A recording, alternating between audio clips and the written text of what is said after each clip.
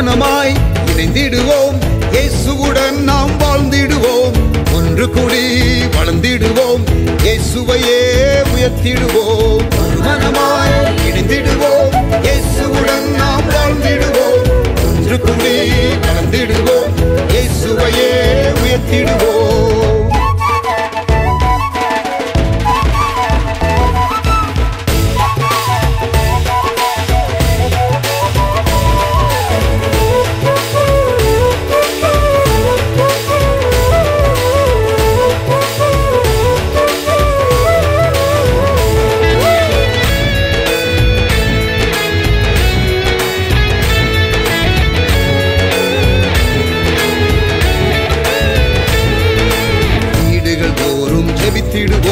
விடுதலையை நாம் பெற்றிடுவோம், வீடுகள் தோறும் ஜெபித்திடுவோம், விடுதலையை நாம் பெற்றிடுவோம், ஐக்கிய ஜெபத்தை செய்திடுவோம், ஐயமின்றி நாம் வாழ்ந்திடுவோம், ஐக்கிய ஜெபத்தை செய்திடுவோம், ஐயமின்றி நாம் வாழ்ந்திடுவோம், மனமாய் இணைந்திடுவோம், இயேசுவுடன் நாம் வாழ்ந்திடுவோம், ஒன்று கூடி வளர்ந்திடுவோம், இயேசுவையே உயர்த்திடுவோம்.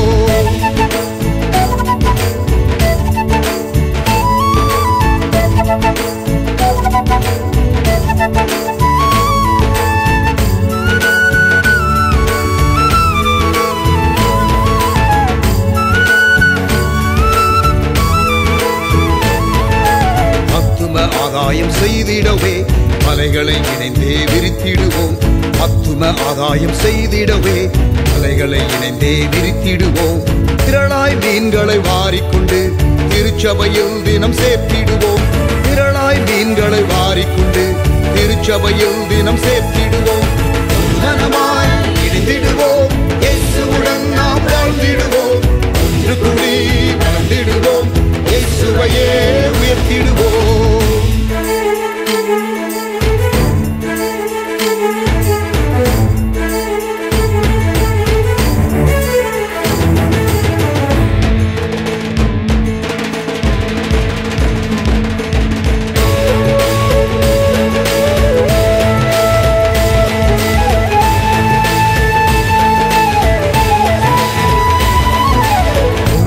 ஒருவர் அன்பு செய்வோம், இயேசுவின் சாயல் ஆகிடுவோம், ஒருவரில் ஒருவர் அன்பு செய்வோம், இயேசுவின் சாயல் ஆகிடுவோம், இசைவாய் கூட்டி இணைக்கப்பட்டு அருளால் பிறரை கட்டிடுவோம், இசைவாய் கூட்டி இணைக்கப்பட்டு அருளால் பிறரை கட்டிடுவோம், மனமாய் இணைந்திடுவோம், இயேசுவுடன் நாம் வாழ்ந்திடுவோம், ஒன்று கூடி வளர்ந்திடுவோம், இயேசுவையே உயர்த்திடுவோம்.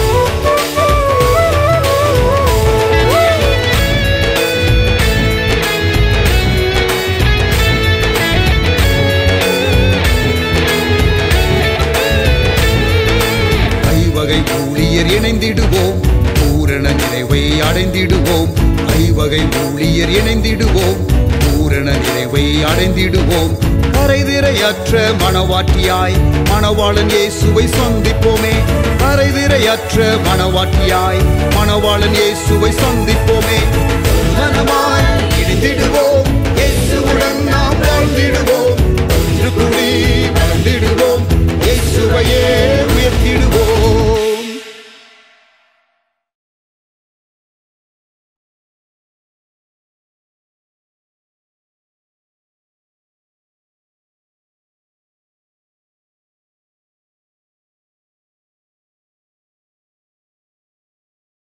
Praise the Lord. Very good morning. ஆண்டவரே இயேசுவின் நாமத்தில் அன்பின் வாழ்த்துக்கள். கர்த்தர் தாமே நம்மை இந்த நாளிலும் கூட்டி சேர்த்த கிருபைக்காக ஸ்தோத்திரம். கண்களை மூடி நாம் ஜெபிக்கலாமா? நல்ல தகப்பனே, உம்முடைய கரத்தில் எங்களை தாழ்த்தி ஒப்பு கொடுக்கிறோம். இந்த ஆன்லைன் சண்டே சர்வீஸ் வேறு எங்கேயும் போக முடியாமல் இருக்கிறவர்கள், அவளோடு ஆண்டவரே வசனத்தை கேட்க வந்திருக்கிறவர்கள், இவர்களை கர்த்தர் நீர் ஆசீர்வதித்து அனுப்ப நாங்கள் ஜெபிக்கிறோம். ஆராதனையில் பங்கு பெற்ற ஒரு திருப்தி நிறைவு உண்டாக தேவ பிரசன்னமும் தேவ வார்த்தையும் தேவ ஆவியானவருடைய கிரியையும் உண்டாக ஜெபிக்கிறோம். இயேசுவின் நல்ல நாமத்தில் ஜெபிக்கிறோம் அருமை பிதாவே, ஆமென். Praise God. Once again, welcome to our online service. கர்த்தர் தாமே நம்மை ஆசீர்வதிப்பாராக. பாஸ்டர் எஸ்ரா அவர்கள் நம்மை ஆராதனை நடத்துவார்கள். Thank you.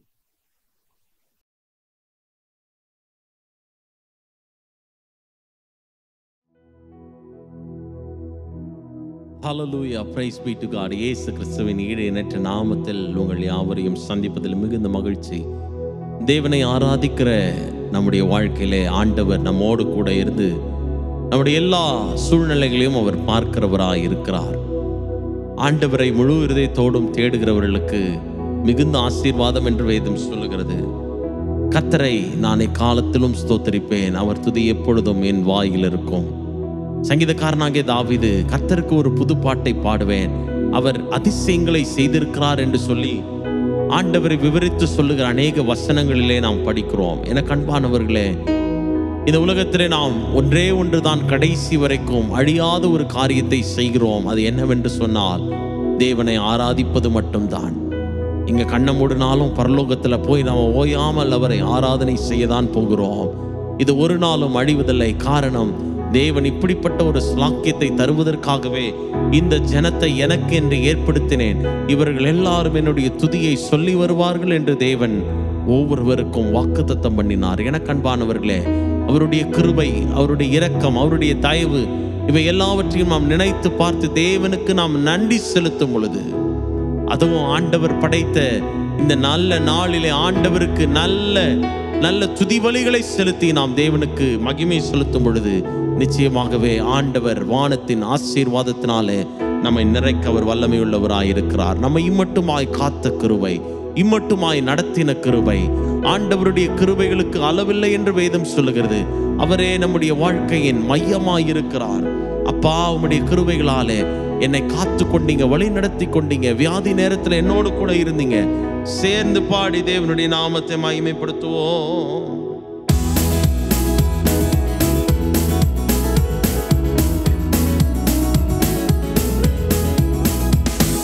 அப்பாவும் கிருபைகளா என்னை அணைத்து கொண்டீரே.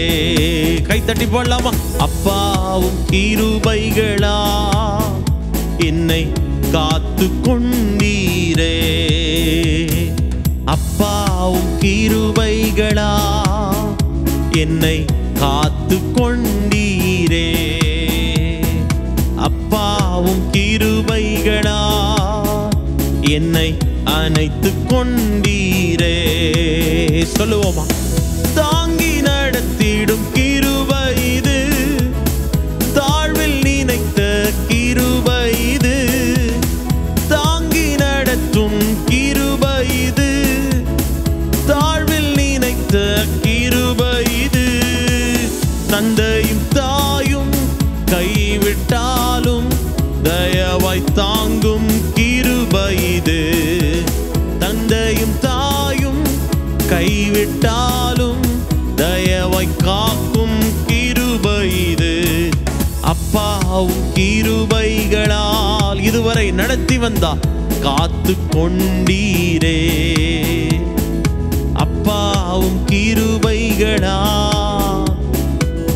அணைத்து கொண்டீரே.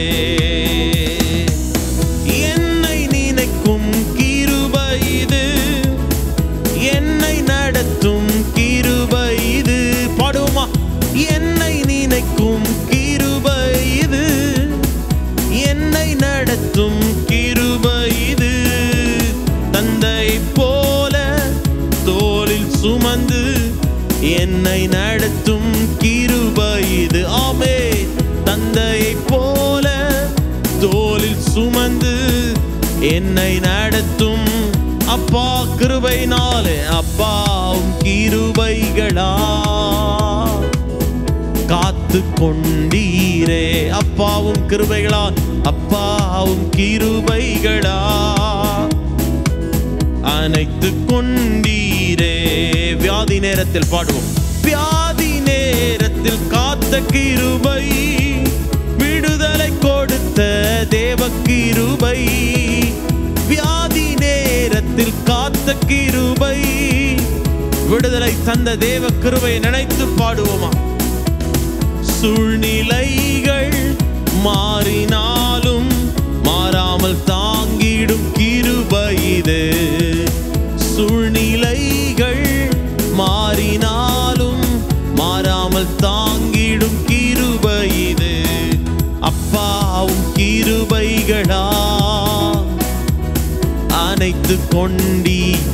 தேவன் நம்மை பார்க்கிறவர், தேவன் நம்மை விசாரிக்கிறவர், தேவன் நமக்காக வழக்காடுகள் செய்கிறவர், தேவன் நமக்காக பரிந்து பேசுகிறவர். நம்மை அவர் நாள்தோறும் கண்ணோக்கி கொண்டிருக்கிறார். நம்முடைய சூழ்நிலைகளை இன்னதென்று அவர் அறிந்திருக்கிறார்.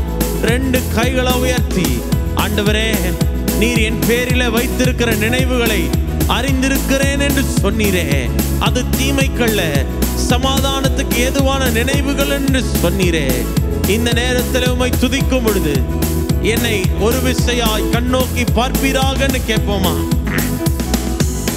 என்னை கண்டார் இயேசு, என்னை கண்டார், உள்ளங்கையில் என்னை வரைந்து கொண்டார். பாடுவோமா?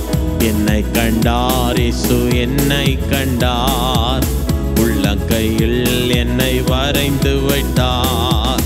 கண்ணுக்குள்ளே என்னை வைத்து கடைசி வரைக்கும் காத்து கொள்வார். கண்ணுக்குள்ளே என்னை வைத்து கடைசி வரைக்கும். சேர்ந்து சொல்லுவோம். என்னை கண்டார் இயேசு, என்னை கண்டார், உள்ளங்கையில் என்னை வரைந்து கொண்டார். பாடுவோமா? என்னை கண்டார் இயேசு, என்னை நேசிக்கிறவர், உள்ளங்கையில் என்னை வரைந்து விட்டார். கண்ணுக்குள்ளே நீர் என்னை வைத்து கடைசி வரைக்கும் காத்து கொள்வார்.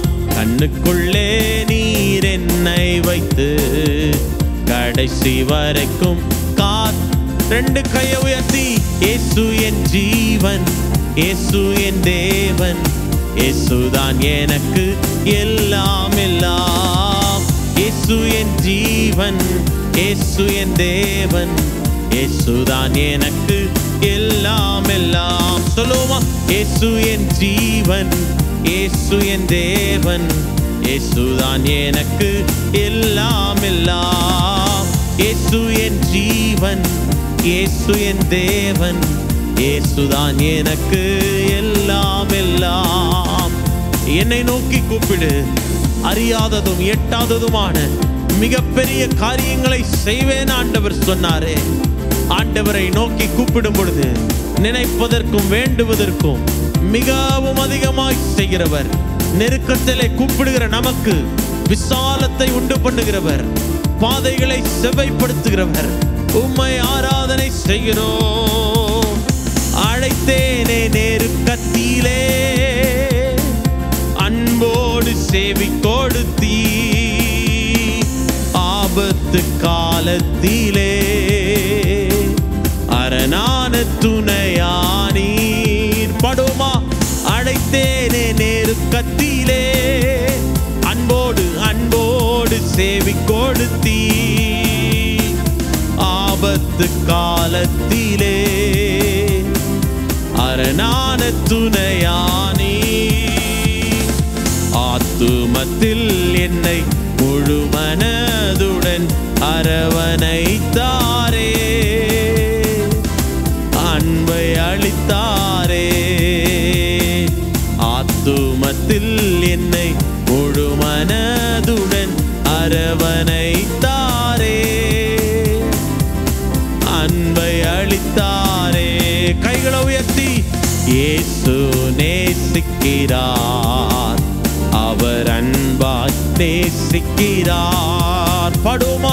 இயேசு நேசிக்கிறார், அவர் அன்பாய் நேசிக்கிறார். இயேசு நேசிக்கிறார், அவர் அன்பாய் நேசிக்கிறார். இயேசு நேசிக்கிறார், அவர் அன்பாய் நேசிக்கிறார். நான் என்றாலும் தள்ளிவிடாமல் பாதுகாக்கின்றார். பாடுவோம். பாவியை நான் என்றாலும் தள்ளிவிடாமல் பாதுகாக்கின்றார். கிருபை தருகின்றார். இயேசு நேசிக்கிறார். நம்மை நாள்தோறும் நேசிக்கிறவர், நம்மை நாள்தோறும் விசாரிக்கிறவர். பாடுவோமா? இயேசு நேசிக்கிறார், அவர் அன்பா நேசிக்கிறார். இயேசு நேசிக்கிறார், அவர் அன்பா நேசிக்கிறார். மாசற்ற தம் உதிரம் எனக்காக சிலுவையிலே. பாடுவோமா? மாசற்ற தம் உதிரம் எனக்காக சிலுவையிலே. மனதார அளித்தவரை மனம் நோக செய்தேனே. மனசாட்சி தீவினை மன்னித்து வாழ்வினை மாற்றி அமைத்தாரே. மகிழ செய்தாரே. இயேசு நேசிக்கிறார், அவர் அன்பாய். கைகளை உயர்த்தி சொல்லுவோம். இயேசு நேசிக்கிறார், அவர் அன்பாய். இன்னும் ஒரு விசை. இயேசு நேசிக்கிறார், அவர் அன்பாய் நேசிக்கிறார். ரெண்டு கையை உயர்த்தி. இந்த தேவன் என்றென்றும் உள்ள சதா காலமும் நமது தேவன். மரண பரியந்தம் நம்மை நடத்திடுவார், மரண பரியந்தம் நம்மை நடத்திடுவார். அநாதி தேவன் அடைக்கலமே, அவர் நித்திய எங்களுன் ஆதாரமே. அநாதி தேவனுன் அடைக்கலமே, அவர் நித்திய எங்களுன் ஆதாரம். பாடுவோமா? இந்த தேவன் என்றென்றும் உள்ள சதா காலமும் நமது தேவன். மரண பரியந்தம் நம்மை நடத்திடுவார், மரண பரியந்தம் நம்மை நடத்திடுவார். ஆண்டவர் நம்மை மரண பரியந்தமும் நம்மை நடத்துகிறவர். எத்தனை பேர் ஆமென் சொல்றீங்க? என்னை கண்டார், என்னை உள்ள கைகளில் வரைந்து வைத்தார் என்று பாடினோம். இதுவரைக்கும் என்னை நடத்துகிறவர் இனிமேலும் நடத்துவார் என்று நாம் பாடுகிறோம். ஆண்டவர் நம்முடைய வாழ்விலே அவர் நல்ல தகப்பனாய், மிகவும் அழகுள்ள தகப்பனாய், 1000-10,000ங்களில் சிறந்த தகப்பனாய் அவர் இருக்கிறார். ரெண்டு கரங்களை உயர்த்தி சொல்லுவோம். ஆண்டவருக்காக எதையும் இழப்பதற்காக நாம் தகுதியுள்ளவர்களாய் நாம் மாற வேண்டும். ஆண்டவருக்காக எதை வேணாலும் இழப்பதற்கு நாம் ரெடியா இருக்கணும். காரணம், அவர் நமக்காகவே வாழுகிறார், அவர் நமக்காகவே எல்லாவற்றையும் செய்கிறார். பூரண அழகுள்ளவரே, பூவில் எந்தன் வாழ்க்கையதில் நீரே போதும், வேறே வேண்டாம் எந்த நண்பர் இயேசுவே. மண்ணுக்காக மாணிக்கத்தை விட்டிட மாட்டே. ஆண்டவரை ஒரு நாளும் மறந்துவிடக் கூடாது. தேவனை பாடுகிற சந்ததியாய் இருக்கிற நம்முடைய வாழ்க்கையில தேவன் அநேக நன்மைகளை நம்முடைய வாழ்க்கையில செய்தோம். அநேக நேரத்தில் நாம் அவைகளை மறந்து போகிறவர்களாய் இருக்கிறோம். இந்த பூலோக வாழ்க்கையிலே பூரண அழகுள்ள தேவனை ஒரு நாளும் மறக்காமல் தேவன் அவருடைய முகத்தை நாளுக்கு நாள் நம்முடைய வாழ்க்கையில பிரகாசிக்க பண்ணி நம்மை நாள்தோறும் நடத்துகிறாரே. அந்த உன்னதமான தேவனை கரங்களை உயர்த்தி சொல்லுவோம். பூரண அழகுள்ளவரே, பூவில் எந்தன் வாழ்க்கையிலே நீரே போதும், வேறே வேண்டாம் எந்த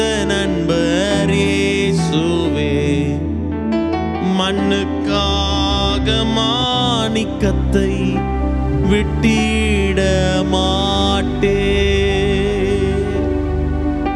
இயேசுவை போல் அழகுள்ளோ யாரையும் இப்பூவினில் இதுவரை கண்டதில்லை, காண்பதும் இல்லை. ரெண்டு கரங்களை உயர்த்தி சொல்லுவோம். தினம்தோறும் உம்மில் உள்ள அன்பு என்னில் பொங்குதே. நேசரே நீர் வேகம் வந்து என்னை சேருமே.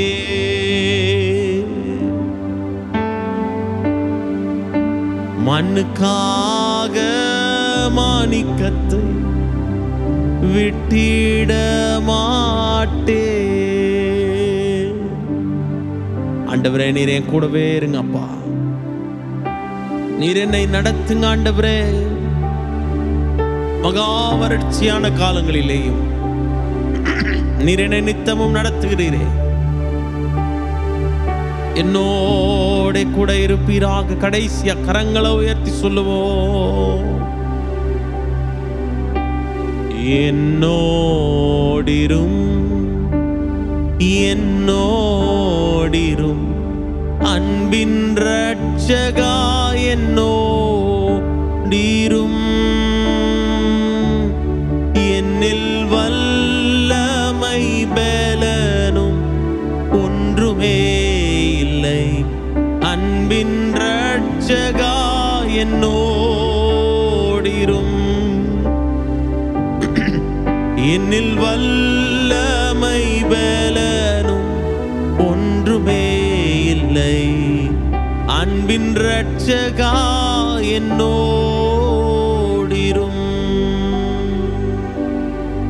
ஆண்டவரே நீர் என் கூடவே இருந்து எல்லா சூழ்நிலையிலும் என்னை விட்டு பிரியாமல் கடைசி வரைக்கும் நீர் என் கூடவே இருப்பீராக. கிரிகளால நீர் எனக்கு அற்புதங்களை செய்து நீர் உண்மையுள்ளவர் என்பதை நிரூபிக்கிற வண்ணமாக இந்த காலை நேரத்தில் நாங்கள் ஆராதிக்கிற இந்த நேரத்தில் எங்களோடு கூட நீர் அசைவாடுவீராக. ஹல்லேலூயா ஹல்லேலூயா ஹல்லேலூயா ஹல்லேலூயா. எங்களோடு இருப்பீராக, எங்களோடு இருப்பீராக. You be with us, Lord. You take care of us, Lord. எங்களை நடத்துங்க ஆண்டவரே. முற்றிலுமா எங்களை தாழ்த்தி ஒப்பு கொடுக்கிறோம். நீர் ஆளுகை செய்யுங்க. உம்முடைய கிருபையின் கரத்துக்குள்ள எங்களை அர்ப்பணிக்கிறோம். இயேசுவின் நாமத்தில் பிதாவே, ஆமென்.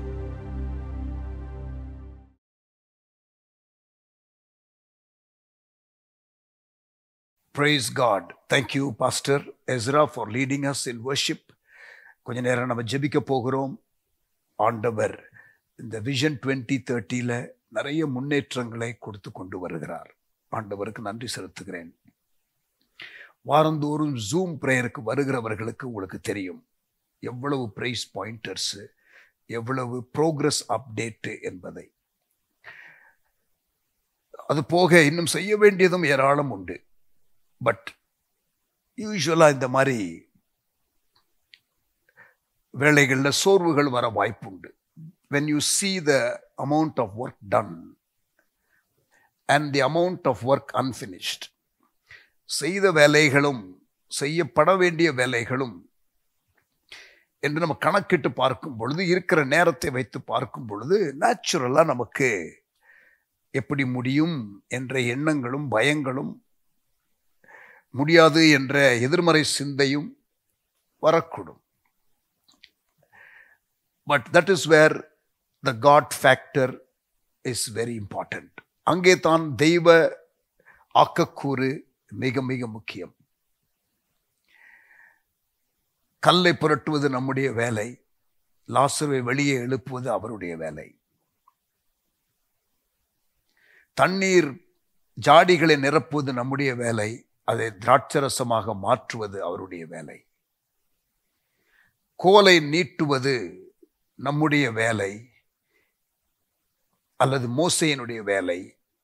செங்கடலை பிளப்பது, வழியை திறப்பது ஆண்டவர் வேலை. யோர்தானிலே கால வைக்க வேண்டியது நம்முடைய வேலை. ஆனால் யோர்தானை பிளப்பது ஆண்டவருடைய கிரியை. ஸோ இப்படி தேவன் கிரியை செய்ய வல்லவராக இருக்கிறார். The Lord is able. So அந்த ஒரு தைரியம், அந்த ஒரு விசுவாசம், அவரால் செய்ய முடியும், அவர் செய்வார் என்ற ஒரு நம்பிக்கை ஆமென் உண்டு. I believe God will do it. So vision 2030 நிறைய ப்ரோக்ரஸ் இருந்தாலும் அந்த காட் ஃபேக்டர் ஒன்று பெரிய அளவில் வரப்போகிறது என்பதை நான் அறிந்திருக்கிறேன். ஏற்கனவே அதனுடைய அடையாளங்களை, அறிகுறிகளை நான் பார்க்கிறேன். கொஞ்ச நேரம் ஆண்டவரே இந்த பெரிய தரிசனத்தை கொடுத்துருக்கிறீங்க, அதற்காக ஸ்தோத்திரம். ஆனால் நீங்கள் இதில் இல்லைன்னா கண்டிப்பாக முடியாது, உண்மையல்லாமல் எங்களால் ஒன்றும் செய்ய முடியாது, ஒத்துக்கொள்ளுகிறோம், உதவி செய்யுங்க ஆண்டவரே. கேட்கலாமா? தகப்பனே, நீர் எங்களுக்கு உதவி செய்வீராக.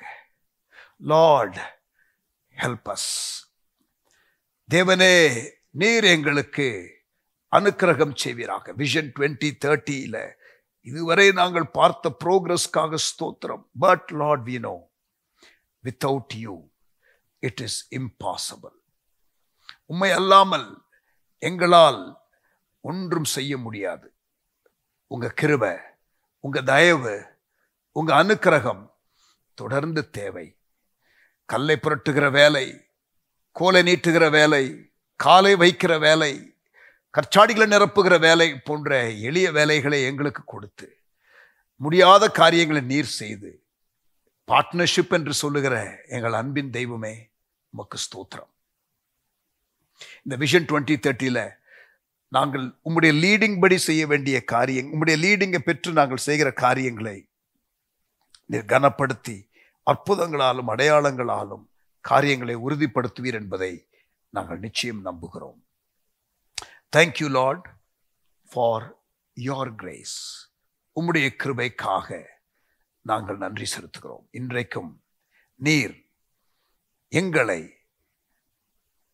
பார்க்கிறீர். விடாமல் 5+ ஆண்டுகள் ஜெபித்து வருகிறதை பார்க்கிறீர். கர்த்தர் எங்களுக்கு கிருபை செய்வீராக. உமக்கு ஸ்தோத்திரம். விஷன் 2030 மகிமையாய் அன்ஃபோல்டாக, அதனுடைய நிறைவேறுதல் அன்ஃபோல்டாக கர்த்தர் உதவி செய்வீராக. இப்போவும் பிரியமானவர்களை, மிஷினரிகளுக்காக நம்ம ஜெபிக்கலாம். கர்த்தர் ஃப்ரண்ட் லைன்ல கொண்டு போயிருக்கிற மிஷினரிஸ், அவர்களுக்கு இருக்கிற ஸ்ட்ரகிள்ஸ், போராட்டங்கள், பர்சனல் லைஃப்ல இருக்கிற ஸ்ட்ரகிள்ஸ், ஊழியத்தில் இருக்கிற ஸ்ட்ரகிள்ஸ், இன்டர்பர்சனல் ரிலேஷன்ஷிப்ஸ்ல இருக்கிற ஸ்ட்ரகிள்ஸ், பிசாசினால் வருகிற சோர்வுகள், அழுத்தங்கள், பல காரியங்கள் இருக்கும். Emotional battle, physical battle, spiritual battle, mental battle, இதெல்லாம் இருக்கும் ஊழியத்தில் இருக்கும் பொழுது. ஆனால் கர்த்தர் கிருபையாய் கிருபையாய் கிருபையாய் இவர்களை நடத்தணும். ஆமேன். வட இந்தியாவில் மிஷினரிகளாக ஊழியம் செய்கிற ஏராளமான மக்கள் இந்தியாவில் உண்டு. 75,000க்கும் அதிகமான கிராஸ் கல்ச்சரல் மிஷினரிஸ் உள்ள தேசம் இந்தியா. உலகத்திலேயே அதிகமாக மிஷினரிகள் இருக்கிற தேசம் இந்தியா தான். மாற்று கலாச்சார ஊழியர்கள். ஆனால் இந்தியாவுக்குள்ளேயே இருந்து பாஸ்போர்ட் தேவையில்லை, விசா தேவையில்லை, இமிகிரேஷன் பார்டர்ஸ் கிராஸ் பண்ண வேண்டிய அவசியம் இல்லை. பட் கிராஸ் கல்ச்சரல் மிஷினரிஸ் இந்தியாவில் கர்த்தர் எழுப்பி இருக்கிறார். அவர்களுக்காக ஆண்டவருக்கு ஸ்தோத்திரம். அந்த தியாக உள்ளங்களை கர்த்தர் ஆசீர்வதிப்பாராக. But they are also human beings. They have their challenges. அவர்களுக்காக ஜெபம் பண்ணலாமா? ஆண்டவரே, எங்கள் மிஷினரிகள் எல்லாம் உடைய கரத்தில் கொடுக்கிறோம். எங்களுடைய ஊழியர்களை எல்லாம் உடைய கரத்தில் கொடுக்கிறோம். எங்களுடைய சகோதர சகோதரிகளை ஆண்டவரே, முன்னோடி மிஷினரிகளை உடைய கரத்தில் கொடுக்கிறோம். அவர்களுக்கு இருக்கிற சவால்கள், அவர்களுக்கு இருக்கிறதான சேலஞ்சஸ், பேட்டில்ஸ், அதில் உதவி செய்வீராக. ஆண்டவரே, நீங்க அந்த பிரசன்னத்தினால, உங்களுடைய கிருபையினால அந்த இடத்துல மூடி அவர்களை மறைத்து கொள்ளுங்க. ஆண்டவரே, அவர்களுக்குள்ள ஆண்டவரே நல்ல கண்ணோட்டத்தை தாங்க, பிரேக் த்ரூஸை தாங்க, என்கவுண்டர்ஸை தாங்க, ஆண்டவரே டிரான்ஸ்ஃபர்மேஷனை தாங்க. ஆண்டவரே, கிருபைகள் பெருகட்டும், கிருபைகள் பெருகட்டும், கிருபைகள் பெருகட்டும். ஆண்டவரே, மனமாற ஆண்டவரே பிள்ளைகளை, மிஷினரிகளை ஆசீர்வதிக்கிறோம். அவர்களை பாதுகாத்துக் கொள்ளும். அவர்களுக்கு விரோதமாக எழும்புகிற எண்ணங்கள், அவர்கள் மிஷன்ஸ் செய்யக்கூடாதபடிக்கு தடை பண்ணுகிற சக்திகள் எல்லாவற்றையும் அதமாக்குகிறோம், முடக்குகிறோம். கர்த்தர் பெரிய காரியங்களை எங்கள் மிஷனரிகள் மூலம் செய்வீராக. உமக்கு ஸ்தோத்திரம். இயேசுவின் நாமத்தில் ஜெபிக்கிறோம் நல்ல பிதாவே. ஆமேன், ஆமேன்.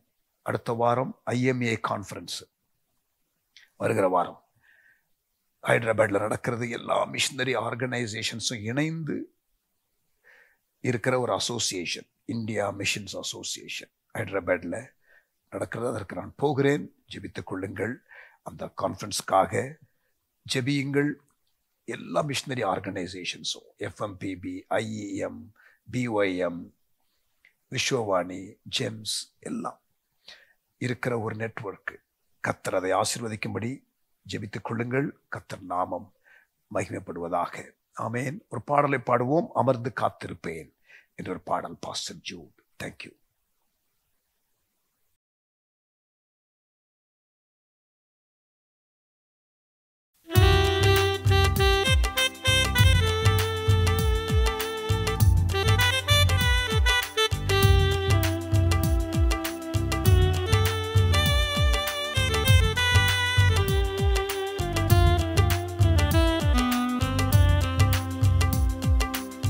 அமர்ந்து காத்திருப்பே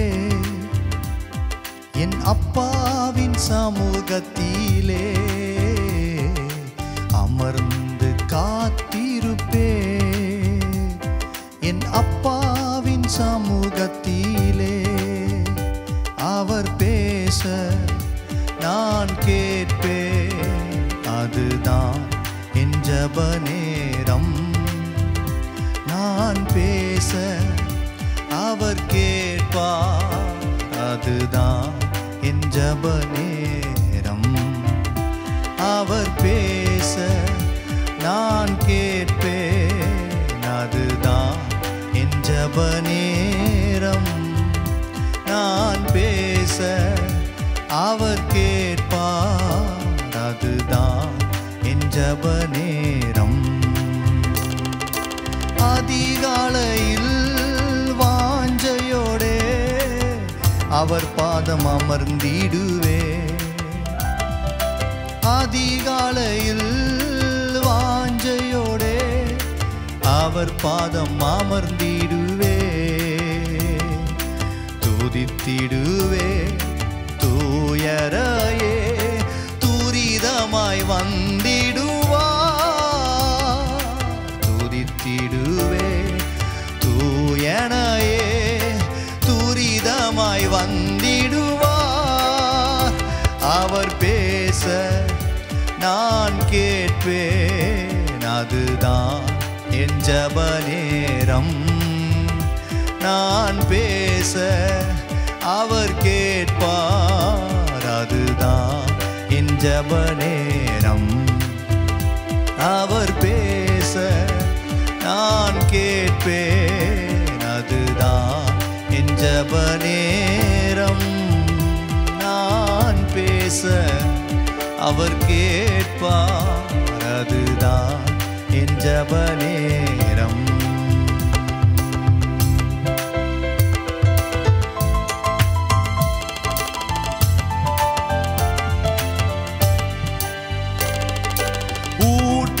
ஊற்றிடுவேன் பாரங்களை, தேற்றிடும் நேசரிடம்.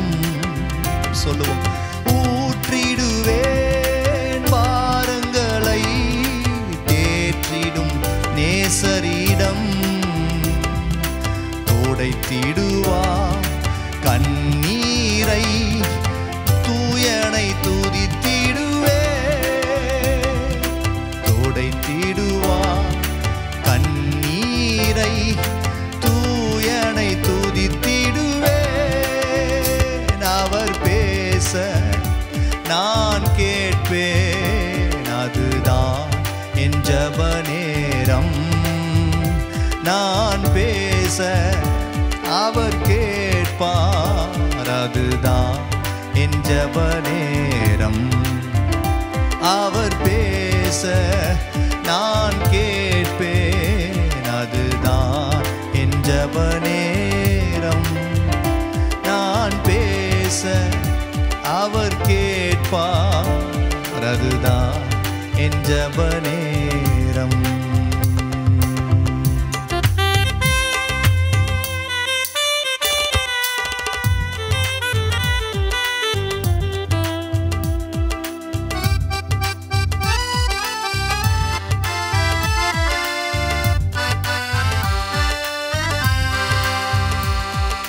பாரன் சித்தமே பூமியிலே நாள்தோறும் செய்யணுமே.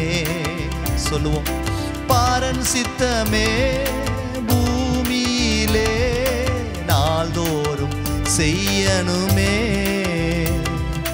தேவராஜ்யம் வளரணுமே, தினமருள் தாரும் என்பே.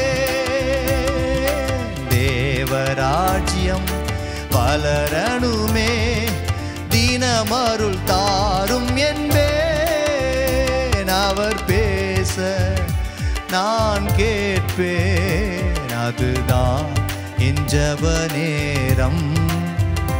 நான் பேச அவர் கேட்பார், அதுதான் என் ஜெப நேரம்.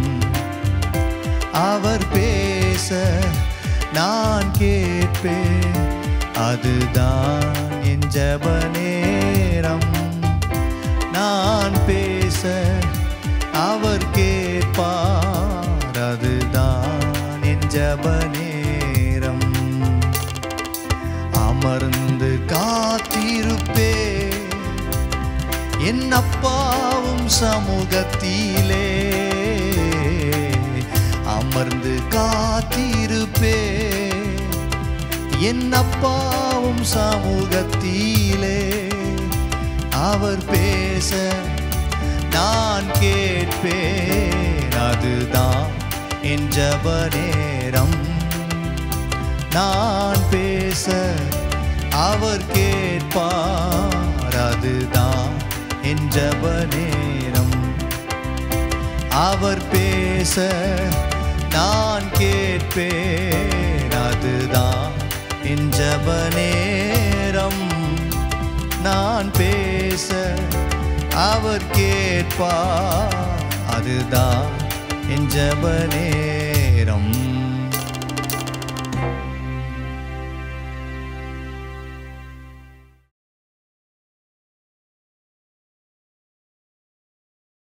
Praise God. கர்த்தர் நாமம் மகிமைப்படுவதாக. Thank you pastor Jude. பிரியமானவர்களே, கர்த்தருடைய வார்த்தைக்கு ஆயத்தமா?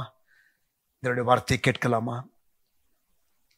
நமக்கு தேவன் கொடுத்திருக்கிற தருணத்தை நாம் பயன்படுத்தி கொள்ள வேண்டும். ஆமேன். ஜெபம். நல்ல தகப்பனே, எங்களோடு கூட நீர் பேசும். உங்க வசனம், உங்க வார்த்தை விடுதலையோடு வல்லமையோடு புறப்பட்டு வரட்டும். Speak to us, O God, we pray. In Jesus' name. Amen.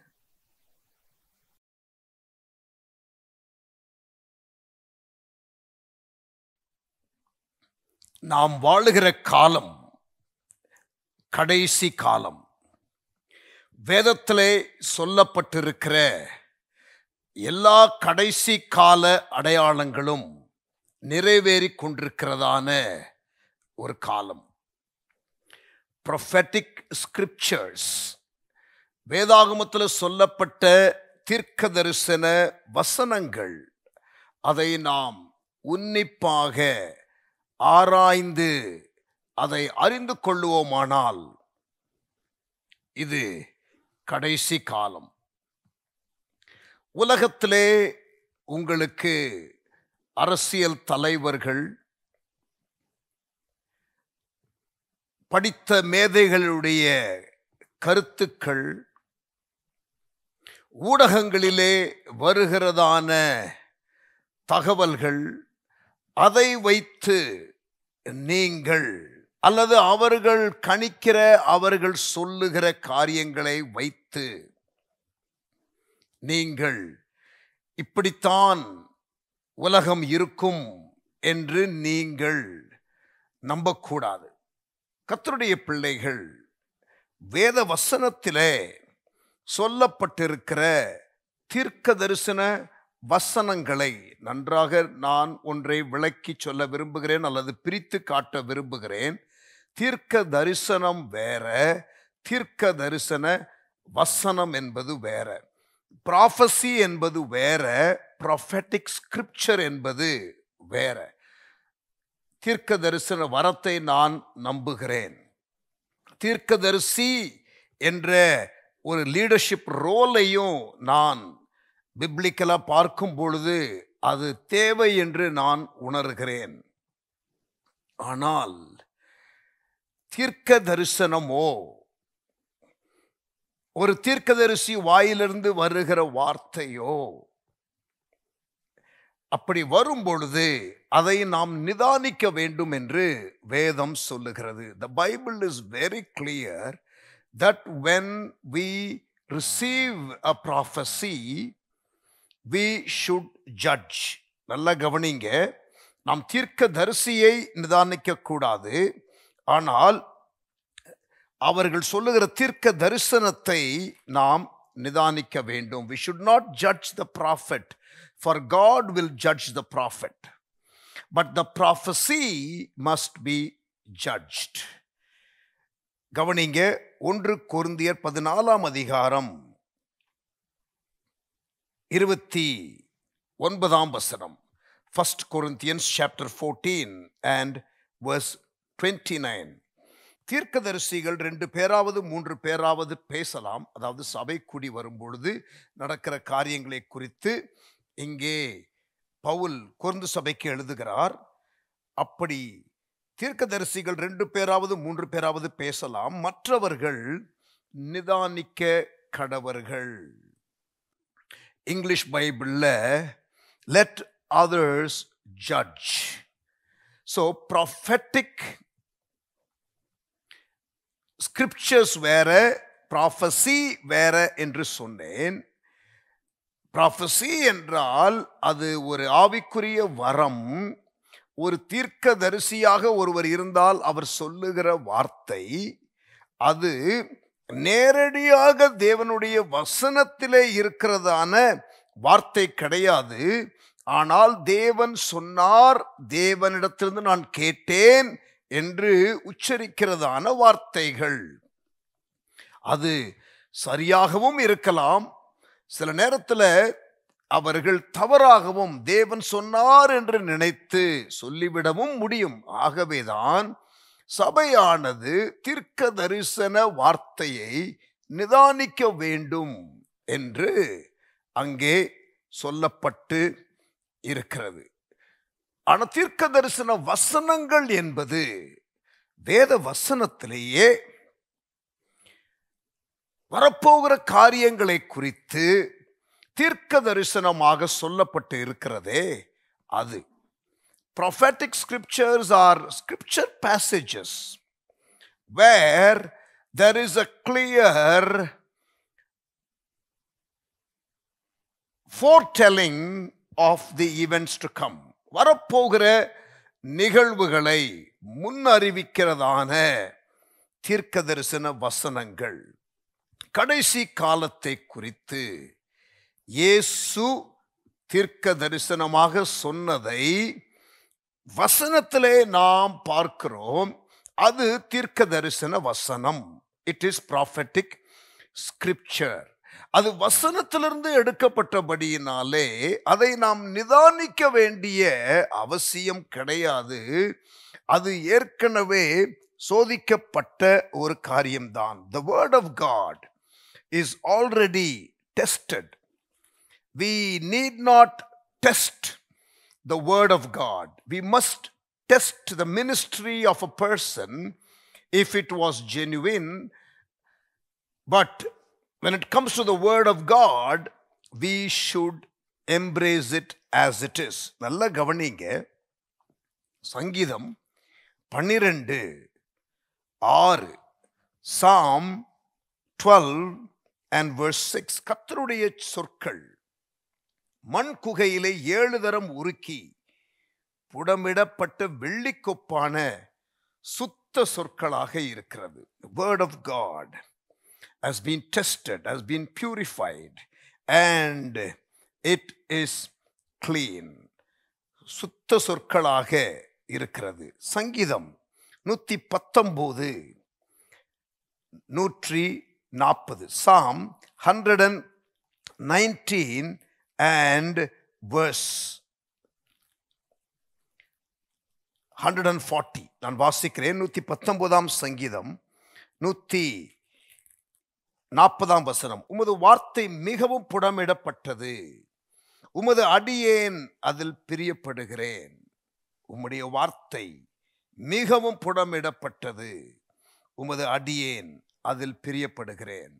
Now let us look at Proverbs chapter 30 and verse 5. நீதிமொழிகள் 30 அதிகாரம் 5 வசனம். தேவனுடைய வசனம் எல்லாம் புடமிடப்பட்டவைகள்.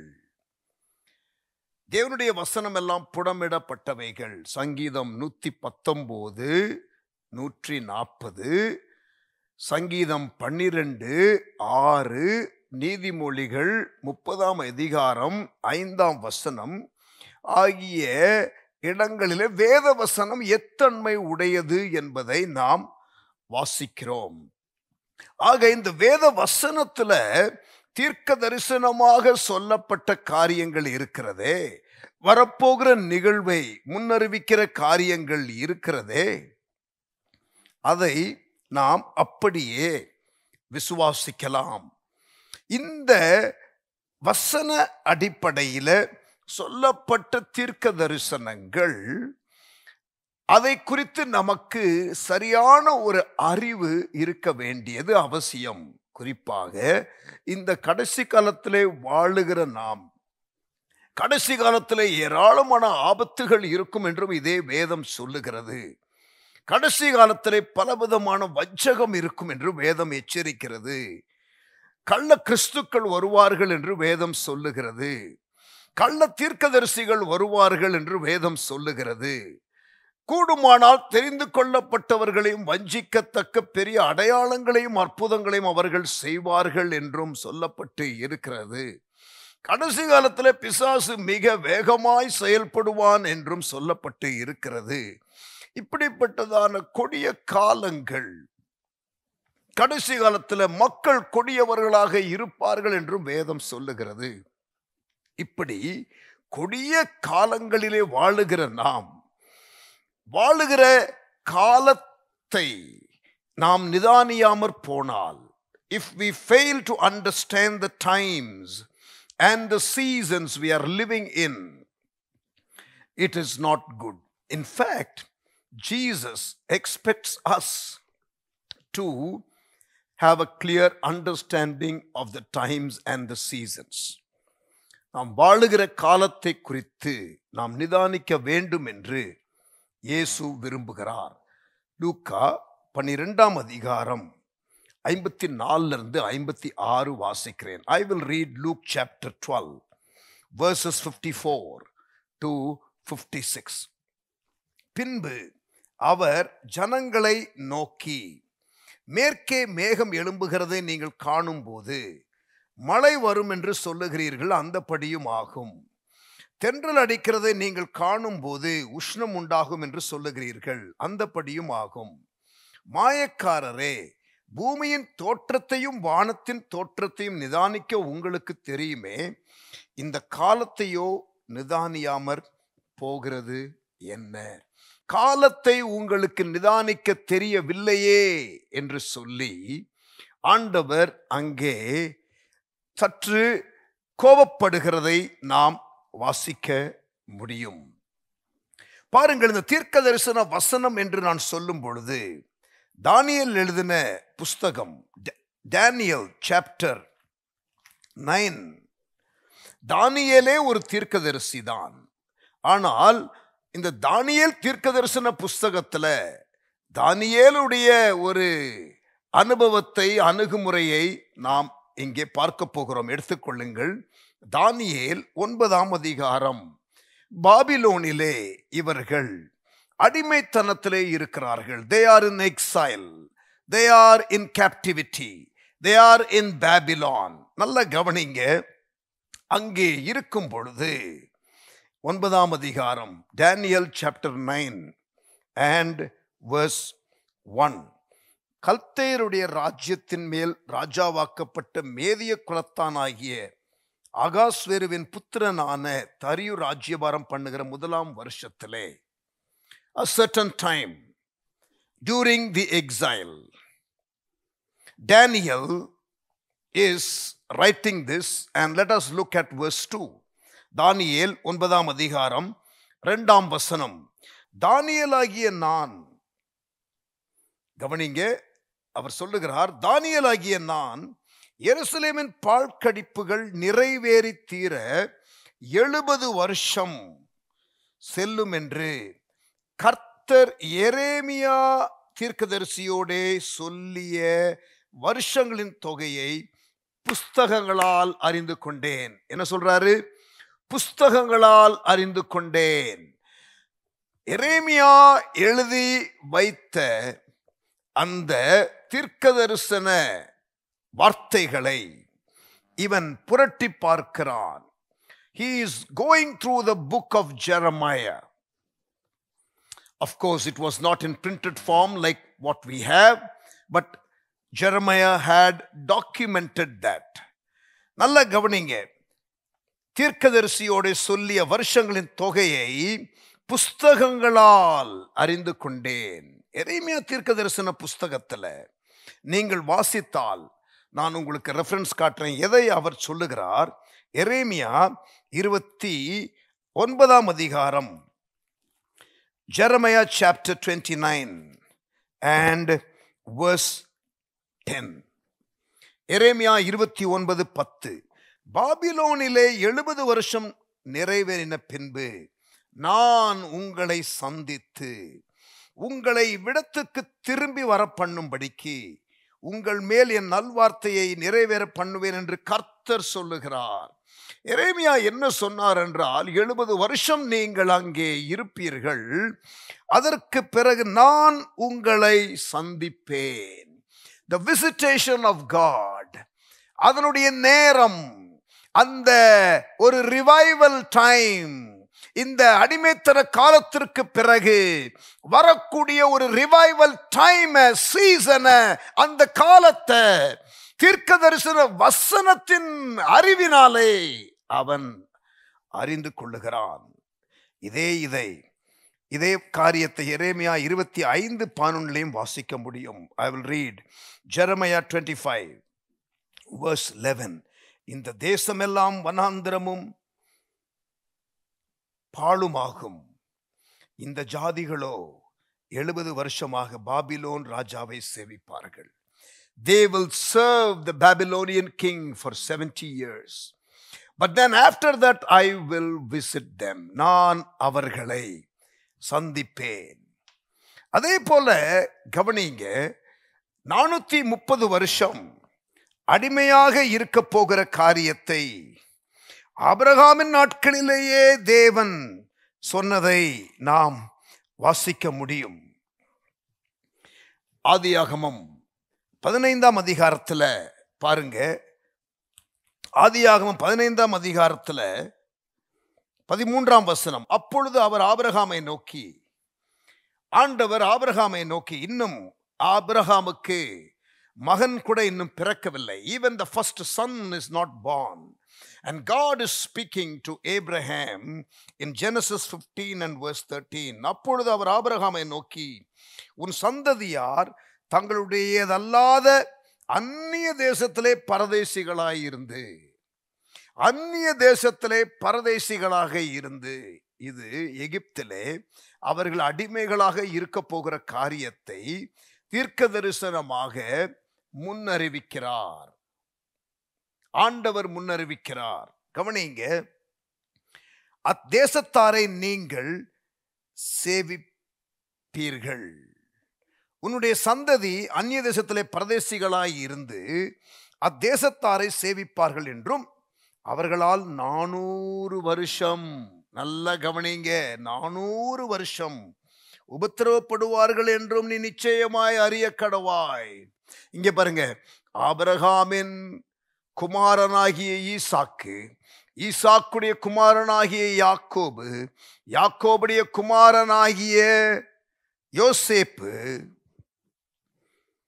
யோசேப்பின் காலத்துல இந்த 4வது தலைமுறையின் வேளையில இவர்கள் உள்ளே அங்கே குடி போவார்கள். அங்கே 400 வருஷம் இருப்பார்கள்.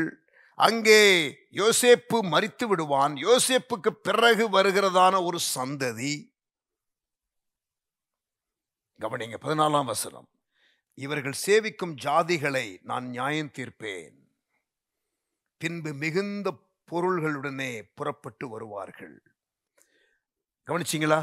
மிகுந்த பொருள்களுடன் திரும்பி வருவார்கள்.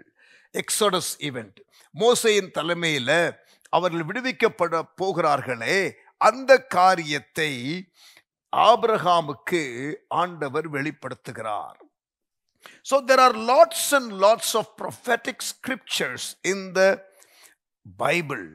வேதத்துல நமக்கு தீர்க்க தரிசன வசனங்கள் என்ற காரியங்கள் இருக்கிறது. இயேசுனுடைய முதலாம் வருகை தெளிவாக தத்ரூபமாக முன் அறிவிக்கப்பட்டது. நீங்கள் பார்த்தால் இந்த கிழக்கிலிருந்து சாஸ்திரிகள் வருகிறார்களே, இயேசுவின் பிறப்பின் வேளையில், during the birth of Jesus, the wise men from the east, கிழக்கிலிருந்து சாஸ்திரிகள் வருகிறார்கள்ல, அவர்கள் வந்து ஏரோதை சந்திக்கிறார்கள். கவனிங்க, மத்தேயு 2ஆம் அதிகாரம். யூதேயா தேசத்தில் உள்ள பெத்லகேமே, யூதாவின் பிரபுக்களில் நீ சிறியதல்ல, என் ஜனமாகிய இஸ்ரவேலை ஆளும் பிரபு உன்னிடத்தில் புறப்படுவார் என்று தீர்க்கதரிசினால் எழுதப்பட்டிருக்கிறது என்றார்கள். யார் சொன்னது?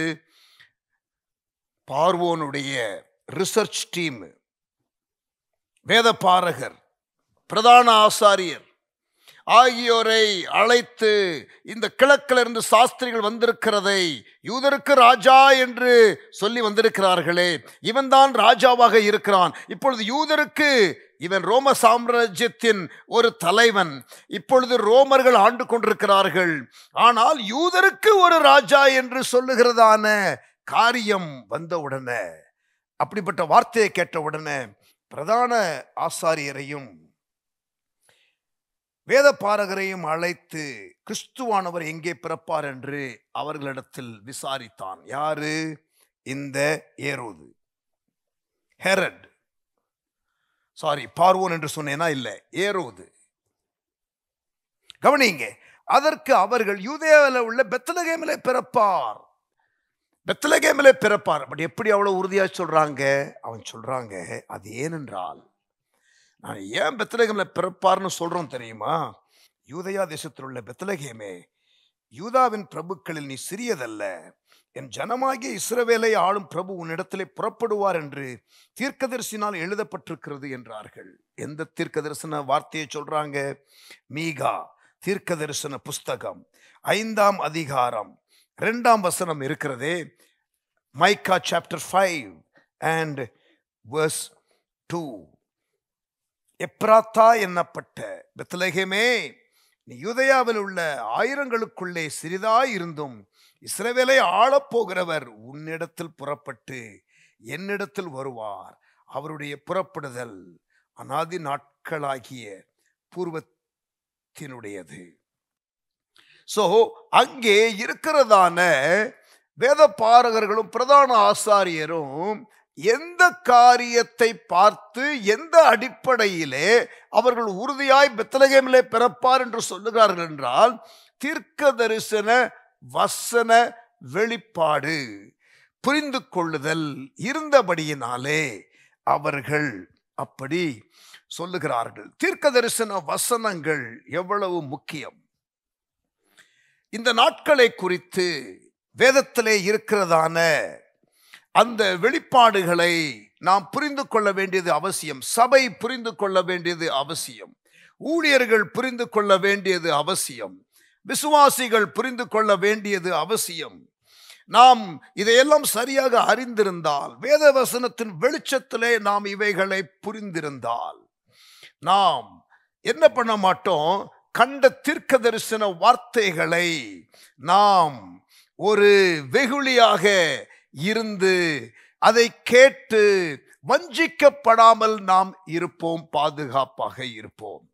We will be protected from all kinds of fallacies, all kinds of erroneous teaching, and we will stay safe. Prophetic scriptures குறித்து, இந்த காலத்தை குறித்து தெளிவாக நாம் அறிந்து கொள்வது அவசியம்.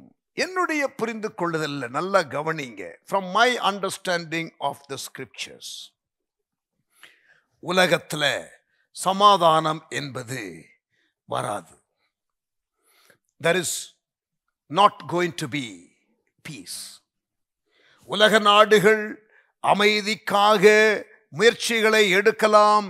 பீஸ் ட்ரீட்டி, சமாதான ஒப்பந்தம் கையெழுத்து ஆகலாம். But let me tell you, from my understanding of the prophetic scriptures concerning the times and the seasons we are living in, நாம் வாழுகிற காலத்தை குறித்து நான் உங்களுக்கு சொல்லுகிறேன். There is not going to be peace. சமாதானம் இருக்க போவதில்லை. ராஜ்யங்களுக்கு விரோதமாய் ராஜ்யங்கள் எழும்புகின்ற ஒரு காலம், ஜனத்துக்கு விரோதமாய் ஜனங்கள் எழும்புகிற காலம். We are not going to have any peace. Even if there is peace, it will be very, very temporal. But after that, there will be something that is very contrary to the peace that they had experienced for a short while. The problem will get even bigger. நான் சொல்லுகிறது உங்களுக்கு புரிகிறதா? ஆக அப்படிப்பட்ட காலத்திலே வாழும் பொழுது நாம் எப்படி அவைகளை கையாளுவது? How do we handle that? அதை சபையானது அறிந்திருக்க வேண்டும். இந்த தீர்க்க தரிசன அறிவு நமக்கு இல்லை என்றால் நாம் இருளிலே தடுமாறிக் கொண்டிருப்போம். If we do not understand or if we remain ignorant of the prophetic scriptures, we will be groping in darkness. நாம் இருளிலே மூழ்கி கிடப்போம். அது நல்லது கிடையாது. எப்படி சொல்றீங்க பாஸ்டர்? எப்படி சொல்றீங்க pastor? Come, turn with me to 2 Peter chapter 2 பேதுரு முதலாம் அதிகாரம் 2 பேதுரு முதலாம் அதிகாரம் 19ஆம் வசனம். 2 Peter chapter 1 and verse 19. அதிக உறுதியான தீர்க்க தரிசன வசனமும் நமக்கு உண்டு. நல்லா கவனிங்க. அதிக உறுதியான, சத்தமா சொல்லுங்க பார்க்கலாம். அதிக உறுதியான தீர்க்க தரிசன வசனம். தீர்க்க தரிசன வசனம் உறுதியானது. அது நிலைப்பட்ட ஒரு காரியம். அதிலே எந்த பிசகுதலும் கிடையாது. அது அப்படியே நிறைவேறும். அதிக உறுதியான தீர்க்க தரிசன வசனமும் நமக்கு உண்டு. பொழுது விடிந்து விடிவெள்ளி உங்கள் இருதயங்களில் உதிக்கும் அளவும் இருளுள்ள ஸ்தலத்தில் பிரகாசிக்கிற விளக்கை போன்ற அவ்வசனத்தை கவனித்திருப்பது நலமாய் இருக்கும். என்ன போட்டிருக்குது? பொழுது விடிந்து விடிவெள்ளி உங்கள் இருதயங்கள் உதிக்கும் அளவும் இருளுள்ள ஸ்தலத்தில் பிரகாசிக்கிற விளக்கை போன்ற அவ்வசனம். இந்த தீர்க்க தரிசன வசனம் இருக்கிறதே, அது விளக்கை போன்றது. இருளான இடத்திலே நாம் கொண்டு போகிற ஒளிக்கு ஒப்பாய் இருக்கிறது. இருளுள்ள ஸ்தலத்தில் பிரகாசிக்கிற விளக்கை போன்ற அவ்வசனத்தை, the prophetic scriptures are like light lit up in a dark room. வசனத்தை கவனித்திருப்பது நலமாயிருக்கும். To have an understanding of the prophetic scriptures, வசனத்தை, தீர்க்க தரிசன வசனத்தை அறிந்திருப்பது நமக்கு நல்லது. The Bible says we do well when we pay heed to the prophetic scriptures. And if we don't pay heed to the prophetic scriptures, we will be groping in darkness. நாம் இருளிலே தத்தளித்துக் கொண்டிருப்போம், தடுமாறிக் கொண்டிருப்போம். கண் தெரியாத குருட்டு கபோதியை போல நாம் இருப்போம். நமக்கு வெளிச்சம் இருக்காது. கண்ணை கட்டி காட்டுல விட்டா மாதிரி இருக்கும். காலத்தை அறியாமல், வாழுகிற சீசனை புரியாமல் நாம் டார்க்னஸ்ல இருப்போம். Prophetic scriptures. இங்க பாருங்க, எப்படி ஒரு தீர்க்க தரிசனத்தை நிதானிக்கணுமோ அதே போல எந்த ஒரு பிரசங்கத்தையும் நாம் நிதானிக்கணும். வசனத்தை அப்படியே விசுவாசிக்கணும். ஆனா பிரசங்கத்தை யாரு பேசினாலும் நம்ம நிதானிக்கணும். அப்போஸ்தலர் 17:11 பெரேயா பட்டணத்து விசுவாசிகள் என்ன பண்ணினார்களாம்? What did the Christians in Berea do? They went and examined the scriptures after listening to the preaching. Acts chapter 17 and verse 11. அந்த பட்டணத்தார் மனோவாஞ்சையாய் வசனத்தை ஏற்றுக்கொண்டு பிரசங்கம் பண்ணும் பொழுது இந்த பெரேயா பட்டணத்து விசுவாசிகள் மனோவாஞ்சையாய் நல்லது வசனத்தை பிரசங்கிக்கிற வார்த்தையை கேட்டார்கள். அதற்கு பிறகு ஏற்றுக்கொண்டு காரியங்கள் இப்படி இருக்கிறதா, ஐம் ரீடிங் ஆக்ட் 17:11, காரியங்கள் இப்படி இருக்கிறதா என்று தினந்தோறும் வேத வாக்கியங்களை ஆராய்ந்து பார்த்ததினால் they researched the scriptures and after taking notes of the sermon of the preacher they went home and did their homework. அவர்கள் சென்று வீட்டு பாடத்தை செய்தார்கள், வேதவசனத்தை ஆராய்ந்து பார்த்தார்கள். அதனாலதான் தெசலோனிக்கேயிலே உள்ளவர்களை பார்க்கிலும் நற்குணசாலிகளாக இருந்தார்கள். Daily searching of scriptures. வேதவசனத்தை ஆராய்ந்து பார்க்கிறது நமக்கு நல்ல குணத்தை கொண்டு வரும். ஆமென். நற்குணசாலிகளாக இருந்தார்கள். There is obviously a direct connection between daily scripture meditation, study and godly character. உம்முடைய வசனத்தை என் இருதயத்திலே வைத்து வைத்தேன் நான் பாவம் செய்யாதபடிக்கு என்று சங்கீதம் 119:11 வாசிக்கிறோமே. கரெக்ட். வசனத்தை நம்ம பார்க்கும் பொழுது அந்த வெளிச்சத்துல நம்ம இருப்போம், இருளில இருக்க மாட்டோம். Prophecy must be judged. 1 Corinthians 14:29. Preaching must be judged. Acts 17:11. கடைசி காலத்திலே பலவிதமான போதனைகள் வரக்கூடிய ஒரு வேளை. ஆகவே கர்த்தருடைய பிள்ளைகள், ஆகவே ஊழியர்கள் கவனிங்க, சபையே கவனிங்க. நீங்கள் வசனத்தை அறிந்திருந்தால் தான் உங்களுக்கு சேஃப்டி.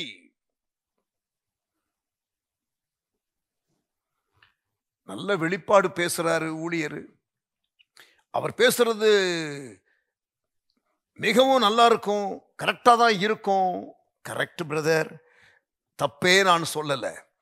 அவருக்கு ஒரு நல்ல ரெப்யூட்டேஷன் இருக்குதா, அதற்காக ஆண்டவருக்கு ஸ்தோத்திரம். அவரு ஒரு 10 செய்தி பேசியிருக்கிறாரு, நீங்க நிதானிச்சு பார்த்துருக்கிறீங்க, வசனத்தின்படி பார்த்துருக்கிறீங்க, அது கரெக்டாவே இருக்குது. அதனால 11வது முறை அவர் பிரசங்கிக்கும் பொழுது வேத வசனத்திலிருந்து தான் பேசுறாருங்கிறது கேரண்டி கிடையாது. அவர் சொன்ன தீர்க்க தரிசனம் 10 தீர்க்க தரிசனம் ரொம்ப கரெக்டா இருந்துச்சு பிரதர், அதனாலதான் இந்த முறை நான் அப்படியே நம்பிட்டேன். இல்லை இல்லை இல்லை, அவர் எத்தனை முறை தீர்க்க தரிசனம் கரெக்டா சொன்னாலும், 10 முறை சொல்லி இருந்தாலும் 11வது முறை சொல்லும் பொழுதும் நிதானியுங்கள் என்று நான் சொல்லுகிறேன். ஏன் சொல்லுகிறேன்? தீர்க்க தரிசனம் நிதானிக்கப்பட வேண்டும் என்றும் பிரசங்கம் நிதானிக்கப்பட வேண்டும் என்றும் பைபிள்ல நமக்கு இருக்கிறது. மத்தேயு 16ஆம் அதிகாரத்துல, மேத்யூ சாப்டர் 16ல பேதுரு ஜீவனுள்ள தேவனுடைய குமாரனாகிய கிறிஸ்து என்று சொன்னார். இயேசுவை குறித்து கேள்வி கேட்ட பொழுது, when there was a question raised about Jesus as to who he was,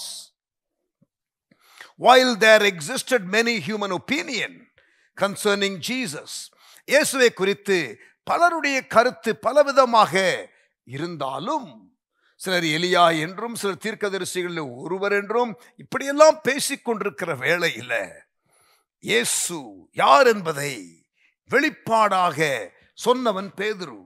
நீர் ஜீவனுள்ள தேவனுடைய குமாரனாகிய கிறிஸ்து என்று அவன் சொன்ன பொழுது இயேசு அவனை பாராட்டினார். மேத்யூ 16 நீங்க வாசிக்கலாம். சபாஷ், வெல் டன், நீ சொன்னது சரியே, பாராட்டுகிறேன்.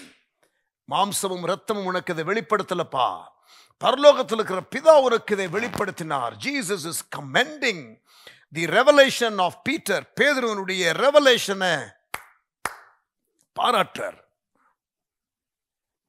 மெச்சிக்கொள்ளுகிறார் இயேசு. ஆனால் வெளிப்பாடு பேசின பேதுரு, the one who preached revelation a little while ago, இயேசு சிலுவைக்கு போகிற காரியத்தை அதற்கு பிறகு சொல்லுகிறார். அவன் நீர் போகக்கூடாது என்று சொல்லுகிறான். இயேசுவை அவன் கடிந்து கொண்டான், கடினமாய் பேசினான். He called Jesus aside and spoke harsh words. கவனிங்க, அவரை கடிந்து கொள்ள தொடங்கினான் என்று 22 வாசிக்கிறோம். கடிந்து கொள்ள தொடங்கினான். ரெவலேஷன் பேசினவன் தான். அவரோ திரும்பி பேதுருவை பார்த்து, எனக்கு பின்னாக போ சாத்தானே, நீ எனக்கு இடரலா இருக்கிறாய். ஒரு முறை ரெவலேஷன் பேசினவர் இப்ப டிமானிக் இன்ஃப்ளூயன்ஸ்ல பேசுறாரு. Are you able to see that? ஒரு முறை தெய்வீக வெளிப்பாடு பேசின ஒரு ஊழியர் இப்பொழுது எனக்கு இடலாய் இருக்கிறாய், எனக்கு பின்னாக போ சாத்தானே என்று சொன்னதற்கு காரணம் என்ன? பேதுருவனுடைய அந்த ஜட்ஜ்மெண்ட், பேதுருவனுடைய அந்த திங்கிங், அந்த மைண்ட் செட் இந்த சப்ஜெக்ட் மேட்டர்ல கம்ப்ளீட்டா ராங். கம்ப்ளீட்டா ராங். ஒரு ஊழியன், வெளிப்பாடு பேசுகிற ஒரு ஊழியன் எப்படி தவறாக சொல்ல முடியும் என்று நீங்கள் கேள்வி கேட்கலாம். இல்லை, தவறு செய்ய முடியும் என்பதை காட்டுகிறதற்காகத்தான் நான் இதை சொல்லுகிறேன். ஊழியர்கள் தப்பு தப்பா பேசுறாங்க என்பது அல்ல நான் சொல்லுகிற பாயிண்ட். ஊழியர்கள் தப்பாக பேச முடியும் என்பதை நான் காட்டுகிறேன். ஒரு ஊழியன் நல்ல ஒரு ஊழியரா இருக்கட்டும், உங்களுக்கு பிடித்தமான ஒரு ஊழியனை எடுத்துக்கொள்ளுங்க, யாரா இருந்தாலும் சரிதான், whoever it is, they can sometimes make a mistake or have a wrong idea on a subject matter. That is why you and I should not just take the words of a preacher or a prophecy that comes out of someone. We must judge it in the light of the scriptures. வசனத்தின் வெளிச்சத்தில் நாம் நிதானிக்க வேண்டும். Are you there? நான் சொல்லுகிறது உங்களுக்கு புரிகிறதா? Very very very important. ரொம்ப ரொம்ப ரொம்ப முக்கியம். தீர்க்க தரிசன வசனமோ வேத வசனமோ நமக்கு எப்பயுமே சேஃப் தான். ஆமேன். அது இருளிலே நடக்கிறவர்களுக்கு விளக்கை போன்ற வசனம். 2 பேதுரு 1:19. அவருடைய வார்த்தை நம்முடைய கால்களுக்கு தீபம், பாதைக்கு வெளிச்சம் என்று சங்கீதம் 119, 105 வாசிக்கிறோம். Psalm 119 verse 105 says, His word is like a light unto our path, a lamp unto our feet. வேத வசனமும் தீர்க்க தரிசன வசனமும் நமக்கு வெளிச்சம் கொடுக்கிற ஒரு காரியம். ஆமேன். சோ தீர்க்க தரிசன வசனங்கள் நமக்கு அவசியம். காலங்களை நிதானிக்கணும். நாம் வாழுகிற காலம் இது கடைசி காலம். வேத வசனத்துல இயேசுனுடைய முதலாம் வருகை குறித்து எப்படி துல்லியமாக சொல்லப்பட்டதோ அது அப்படியே நிறைவேறியதோ. சுமார் 600 ஆண்டுகளுக்கு முன்பதாக ஏசாயா தீர்க்கதரிசி சொன்ன தீர்க்க தரிசனங்கள் ஏராளம் உண்டு இயேசுனுடைய முதலாம் வருகையை குறித்து. Isaiah prophesies quite a lot about the first coming of Jesus. இயேசுனுடைய இரண்டாம் வருகையை குறித்து நீங்கள் தானியேல் தீர்க்க தரிசன புஸ்தகத்திலும் வெளிப்படுத்தின விசேஷத்திலும் இயேசுவினுடைய கடைசி அந்த வார்த்தைகள், அவர் இரண்டாம் வருகைக்கு அடையாளம் என்ன என்று சொன்னாரே, அந்த காரியங்கள் மிக மிக முக்கியம். தெசலோனிக்கேயர்ல இருக்கிறது அந்த டைம் லைன். ஒவ்வொரு காரியங்கள் நடக்கும் பொழுது நமக்கு அது தெரியும் நெக்ஸ்ட் என்னன்னு. வசனம் தெரிஞ்சிருந்தா அதுல பலருக்கு பலவிதமான மாற்று கருத்துக்கள் இருக்கலாம். அதனாலதான் நீங்கள் always as a believer, as a preacher, go back to the word, stay true to the word. Bible does give a lot of clarity on end times. கடைசி காலத்தை குறித்து நடக்கிற காரியங்கள், இப்பொழுது நடந்த இந்த குளோபல் பேண்டமிக் பைபிள்ல சொல்லப்பட்ட காரியம்தான். கொள்ளை நோய்கள் வரும் என்று மத்தேயு 24:7 இயேசு சொன்ன வார்த்தை. யுத்தங்கள் நடக்கும் என்று இயேசு சொன்னாரே, மத்தேயு 24 நீங்கள் பார்த்தால் 6ஆம் வசனத்துல அது நடக்கிறது. ஜனத்துக்கு விரோதமாய் ஜனம், மெய்த்தே மக்களுக்கும் குக்கியின மக்களுக்கும் சிங்கள மக்களுக்கும் தமிழ் மக்களுக்கும் வெள்ளையர்களுக்கும் கருப்பர்களுக்கும் பாலஸ்தீனியர்களுக்கும் யூதர்களுக்கும். பாருங்க, ஜனத்துக்கு விரோதமாய் ஜனம், ராஜ்யத்திற்கு விரோதமாய் ராஜ்யம், கள்ள கிறிஸ்துக்கள், கள்ள தீர்க்கதரிசிகள், இதெல்லாம் நிறைவேறிக் கொண்டிருக்கிறது. கொள்ளை நோய்கள் மத்தேயு 24:7. இது கற்ப வேதனைகளுக்கு ஆரம்பம் என்று மத்தேயு 24:8 சொல்லுகிறது. அப்படியே ஒரு சமாதானம் வர்றது போல இருக்கும், அப்புறம் திருப்பி சண்டை வரும். சமாதானம் இருக்கிற மாதிரி இருக்கும், அப்புறம் திருப்பி சண்டை வரும். அந்த கான்ட்ராக்ஷன் இருக்கு தெரியுமா, அந்த பிரெக்னன்ட் உமனுக்கு டெலிவரி டைம்ல அந்த pain, and then a bit of relaxed feel, then the pain comes again, then a bit of a relaxed feel. அதே போலதான் யுத்தம், யுத்தம், சண்டை, கலவரம், அப்புறம் அப்படியே கொஞ்சம் ஒரு பிரேக் மாதிரி தெரியும், அதுக்கப்புறம் பார்த்தா அதை விட பெருசா வரும். That is how the world is going to be. Jesus said that. உபத்திரவம் வரும் என்று ஆண்டவர் அடுத்து சொல்லுகிறார். The next big thing I believe is going to be global persecution and even global famine. ஒரு உலகளாவிய ஒரு பஞ்சமும் ஒரு உலகளாவிய ஒரு உபத்திரவமும் வரும் என்றும் நான் நம்புகிறேன். உலகளாவிய பேரழிவுகளும் தொடர்ந்து நடக்கும், உலகளாவிய வஞ்சகமும் தொடர்ந்து பெருகிக்கொண்டே வரும். இதன் நடுவுல கர்த்தருடைய பிள்ளைகள், இதன் நடுவுல கர்த்தருடைய பிள்ளைகள், இதன் நடுவுல ஊழியர்கள், இதன் நடுவே சபை ஆண்டவருடைய வருகைக்காக எப்படி ஆயத்தப்படுவது, இந்த கடைசி கால ஊழியத்தை எப்படி செய்வது, இந்த பேரழிவுகளுக்கும் ஆபத்துகளுக்கும் வஞ்சகத்திற்கும் தப்பித்துக் கொள்வது எப்படி, இதை நாம் படிக்க வேண்டும். ஆமேன். வேத வசனத்துல எல்லாவற்றிற்கும் ஒரு பரிகாரம் உண்டு. கர்த்தருடைய பிள்ளைகள் எப்படி இருக்க வேண்டும் என்பதை குறித்து தெளிவாக இருக்கிறது. பிரியமானவர்களே, கவனிங்க. சபையிலே அநேகர் வஞ்சிக்கப்படுவார்கள் என்றுதான் இயேசு சொன்னார்.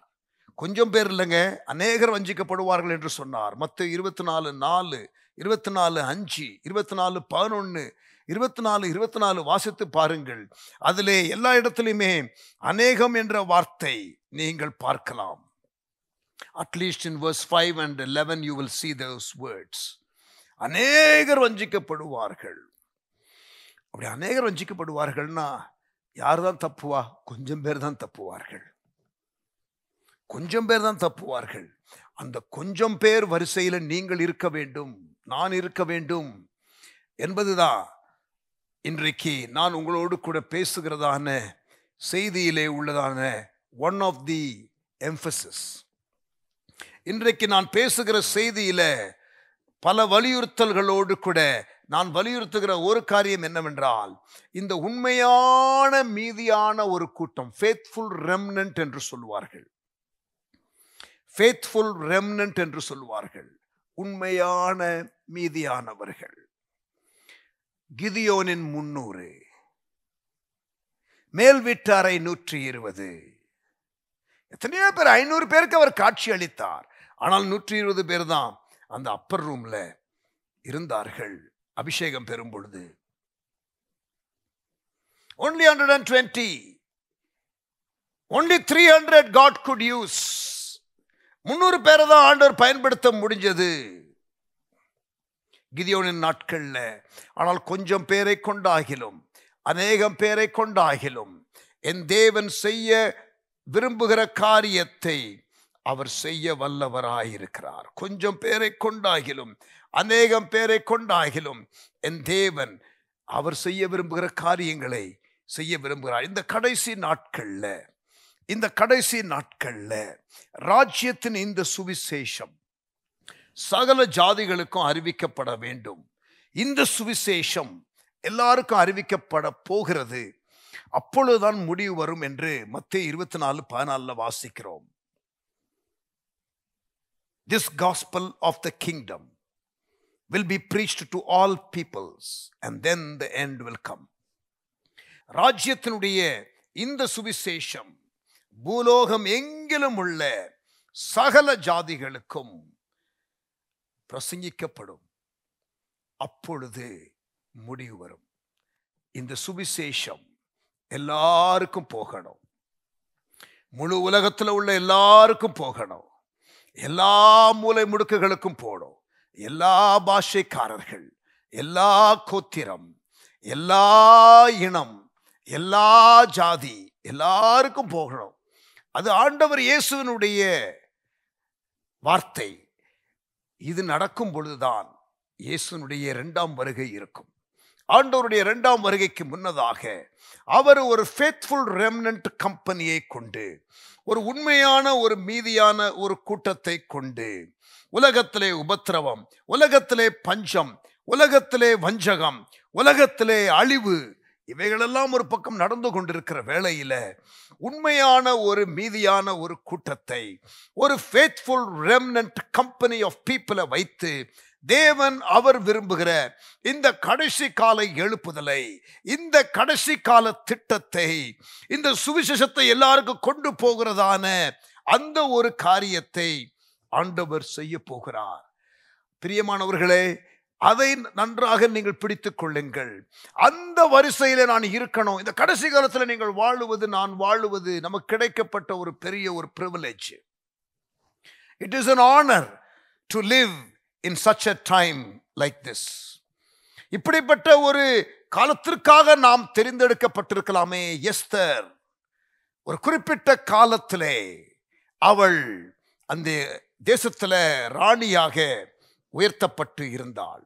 She was raised to a very honorable position in a very specific time in history, and she was there to prevent the annihilation, the destruction of her race, which was the plan of the enemy. பிசாசு ஒரு திட்டம் போட்டு வகுத்து கொண்டு இருக்கலாம் கேர்ஃபுல்லா. அதன் நடுவில் தேவ ஆவியானவர் அவர் செய்ய விரும்புகிற ஒரு காரியத்தை செய்வதற்காக சைலண்டா மக்களை அவர் விரும்புகிற இடத்திலே பொசிஷன் பண்ணி வைக்கிறார். பிரியமானவர்களே, ஒருவேளை சில காரியங்கள் உலகத்தில் நடக்கிற சம்பவங்கள், தேசத்தில் நடக்கிற சம்பவங்கள், நம்முடைய நெட்வொர்க்கில் நடக்கிறதான காரியங்களை கேள்விப்படும் பொழுது ஆண்டவர் ஏதோ கண்ட்ரோலை இழந்து விட்டதை போல நீங்கள் உணரலாம். பிரியமானவர்களே, no, never. God is on the throne. He is sovereign. அவர் சர்வ ஆளுகை உடையவர். அவர் சிங்காசனத்திலே வீற்றிருக்கிறார். He has not lost control.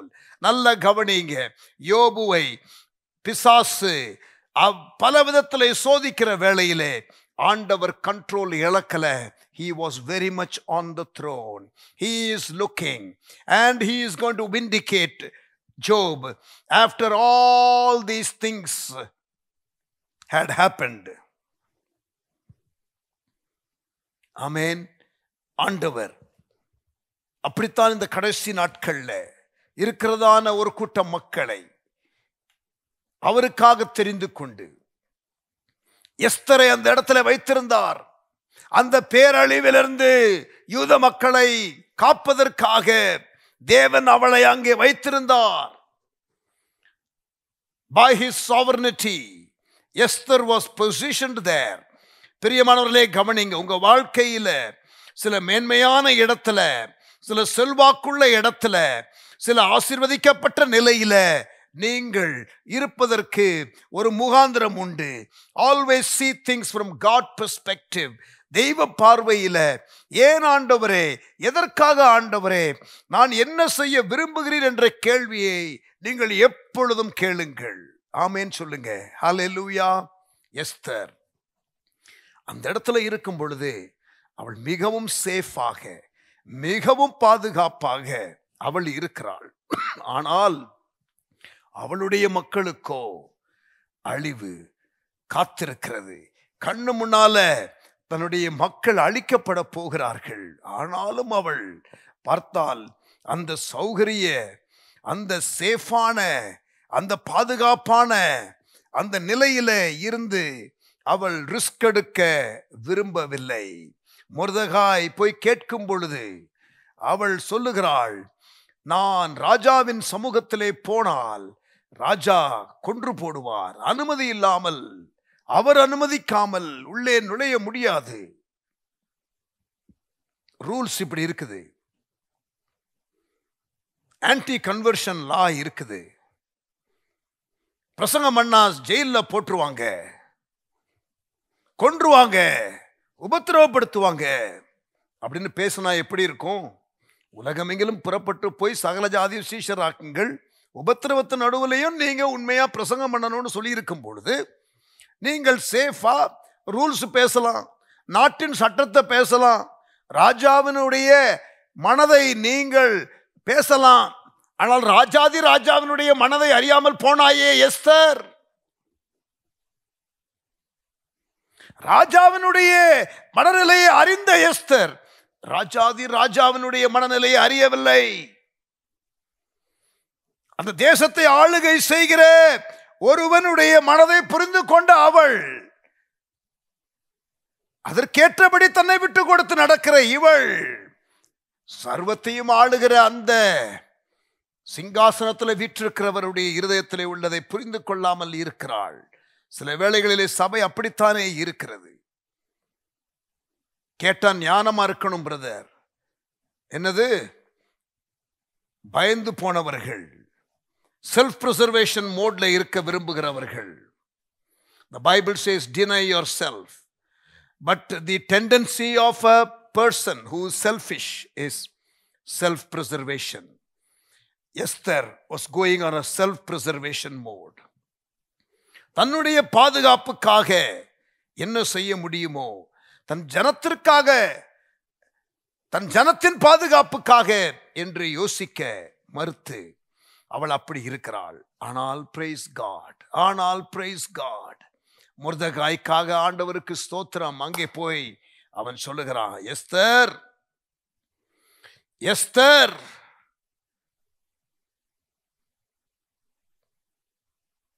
நீ மௌனமாயிருந்தால், if you remain silent, ரட்சிப்பு வேறு வழியாய் வரும். God knows how to do it.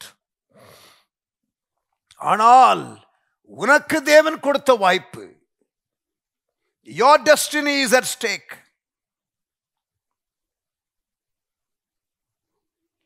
உன்னுடைய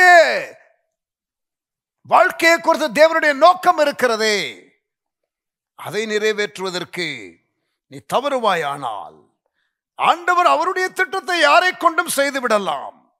ஆனால் நீ உனக்கு உள்ள காரியத்தை மிஸ் பண்ணுகிறாயே, தேவனுடைய திட்டத்திற்கு நோ என்று சொல்லுகிறாயே, நீயும் உன் தகப்பன் வீட்டாரும் அழிக்கப்படுவீர்கள். You and your father's household will be destroyed. That was a strong word. That was a strong word. பிரியமானவர்களே கவனிங்க. மொர்தெகாய் எஸ்தருக்கு சொன்ன வார்த்தை நான் உங்களுக்கு சொல்லுகிறேன். இந்த செய்தி மூலம் நீங்கள் எந்த முகாந்திரத்திற்காக தேவனால் தெரிந்து கொள்ளப்பட்டீர்களோ, இந்த கடைசி காலத்தில் வாழுகிற கர்த்தருடைய பிள்ளையே, இந்த கடைசி காலத்திலே வாழுகிற கர்த்தருடைய ஊழியரே, இந்த கடைசி காலத்தில் வாழுகிறதான தேவனுடைய ஜனமே, சகோதரனே சகோதரியே கவனியுங்கள். உங்களை தேவன் இந்த காலத்திலே வைத்திருப்பதற்கு ஒரு முகாந்திரம் உண்டு. For such a time as this, இப்படிப்பட்ட காலத்திற்கு உதவியாய் இருக்கும்படி, இப்படிப்பட்ட காலத்திற்கு உதவியாய் இருக்கும்படி உனக்கு இந்த ராஜமேன்மை கிடைத்திருக்கலாமே. You have been elevated, you have been promoted, you have been given influence, you have been given blessings, and you are in this place of honor. And now are you trying to play safe? நீ சுயநலமாய் இருக்க நினைக்கிறாயோ? தேவனுடைய திட்டத்திற்கு ஒப்புக்கொடு மகளே என்று மொர்தெகாய் challenge பண்ணுகிறது போல, இன்றைக்கு இந்த செய்தியின் மூலம் ஒரு மொர்தெகாயாய் நான் நின்று உங்களுக்கு சேலஞ்ச் பண்ணுகிறேன். எஸ்தர், நீ உன்னுடைய பாதுகாப்பையே நீ நினைத்துக் கொண்டு இருக்கலாம். உன் ஜனத்தினுடைய பாதுகாப்பை நினையாமல் சுயநலமாக நீ இருக்கலாம். அப்படி இருக்கக்கூடாது. ஒரு மொர்தெகாயாக நின்று நான் ஒரு சவாலை வைக்கிறேன். கர்த்தருடைய பிள்ளைகளே,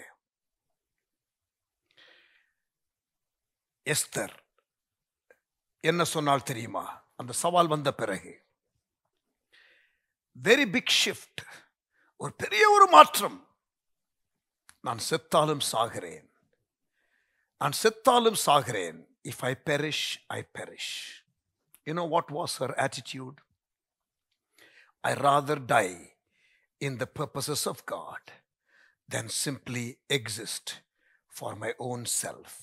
எனக்காக நான் உயிர் வாழுகிறதை விட நான் என் தேவனுடைய நோக்கத்திற்காக சாக ஆயத்தம். ஹல்லேலூயா. இப்படிப்பட்ட மனப்பான்மை உடைய மக்களை இந்த கடைசி காலத்திலே தேடுகிறார்.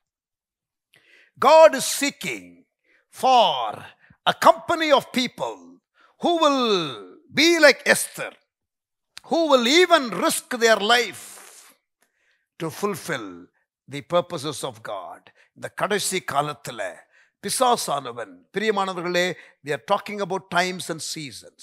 காலத்தை குறித்து நாம் படித்துக் கொண்டிருக்கிறோம். காலத்தை நிதானிப்பதை குறித்து நான் வலியுறுத்தி கொண்டு இருக்கிறேன். நல்ல கவனிங்க. பிசாசானவன் இந்த கடைசி காலத்தில் என்ன செய்கிறான்? What is the enemy doing? வெளிப்படுத்தின விசேஷம் 12ஆம் அதிகாரம், Revelation chapter 12. வெளிப்படுத்தின விசேஷம் 12ஆம் அதிகாரம் கவனிங்க. 12ஆம் அதிகாரம் 10ஆம் வசனம் அல்லது 9ஆம் வசனத்திலிருந்தே வாசிக்கலாம். Revelation 12 verse 9 onwards. உலகம் அனைத்தையும் மோசம் போக்குகிற பிசாசு என்றும் சாத்தான் என்றும் சொல்லப்பட்ட பழைய பாம்பாகிய பெரிய வலு சர்ப்பம் தள்ளப்பட்டது. அது பூமியிலே விழத்தள்ளப்பட்டது. அதனோட கூட அதை சேர்ந்த தூதரும் தள்ளப்பட்டார்கள். அப்பொழுது வானத்திலே ஒரு பெரிய சத்தம் உண்டாகி, இப்பொழுது ரட்சிப்பும் வல்லமையும் நமது தேவனுடைய ராஜ்யமும் அவருடைய கிறிஸ்துவின் அதிகாரமும் உண்டாயிருக்கிறது. இரவும் பகலும் நம்முடைய தேவனுக்கு முன்பாக நம்முடைய சகோதரர்கள் மேல் குற்றம் சுமத்தும் பொருட்டு அவர்கள் மேல் குற்றம் சாட்டுகிறவன் தாழ தள்ளப்பட்டு போனான். கவனிங்க, பிசாசை குறித்து டிஸ்கிரிப்ஷன் 9-10 வசனங்கள். இப்பொழுது கவனிங்க 11ஆம் வசனம் 12ஆம் வசனம், verse 11 and verse 12. மரணம் நேரிடுகிறதாய் இருந்தாலும் அதற்கு தப்பும்படி தங்கள் ஜீவனையும் பாராமல் ஆட்டுக்குட்டியின் இரத்தத்தினாலும் தங்கள் சாட்சியின் வசனத்தினாலும் அவனை ஜெயித்தார்கள். இந்த மோசம் போக்குகிற பிசாசை எப்படி ஜெயித்தார்கள்? 3 காரியம். மரணம் நேரிடுகிறதாய் இருந்தாலும் அதற்கு தப்பும்படி தங்கள் ஜீவனையும் பாராமல். நம்பர் 1. நம்பர் 2, ஆட்டுக்குட்டியின் இரத்தம். நம்பர் 3, சாட்சியின் வசனம். பொதுவாக ஆட்டுக்குட்டியின் இரத்தம், சாட்சியின் வசனம் என்ற காரியத்தை தான் அதிகம் வலியுறுத்த கேட்பீர்கள் இந்த பகுதியை குறித்து பேசும் பொழுது. நோ நோ நோ, அதுல 3 காரியங்கள் இருக்கிறது. In fact the first thing that is mentioned is மரணம் நேரிடுகிறதா இருந்தாலும் அதற்கு தப்பும்படி தங்கள் ஜீவனையும் பாராமல். எஸ்தர் அப்படித்தான் இருந்தாள். அந்த சேலஞ்சுக்கு பிறகு I pray, even if you were selfish and you were thinking of being in the self-preservation mode, நீ உன்னை நீயே பாதுகாத்துக் கொள்ள, நீயா உன்னுடைய சுய ஞானத்தினால உன்னுடைய காரியத்தை மட்டுமே நோக்கி கொண்டு இருந்தால், நல்ல கவனிங்க, நான் கொண்டு வருகிற இந்த சவால் உங்களை ஷிஃப்ட் பண்ணட்டும். Like it shifted for Esther. மொர்தெகாயினுடைய சவாலுக்கு பிறகு அங்கே மாற்றம் வந்தது போல, பிரியமானவர்களே, உங்க வாழ்க்கையில மாற்றம் உண்டாவதாக, ஷிஃப்ட் உண்டாவதாக. மரணம் நேரிடுகிறதா இருந்தாலும் செத்தா பரவாயில்ல, ஒரு முறை சாக போகிறோம், ஆண்டவருக்காக சாகலாமே.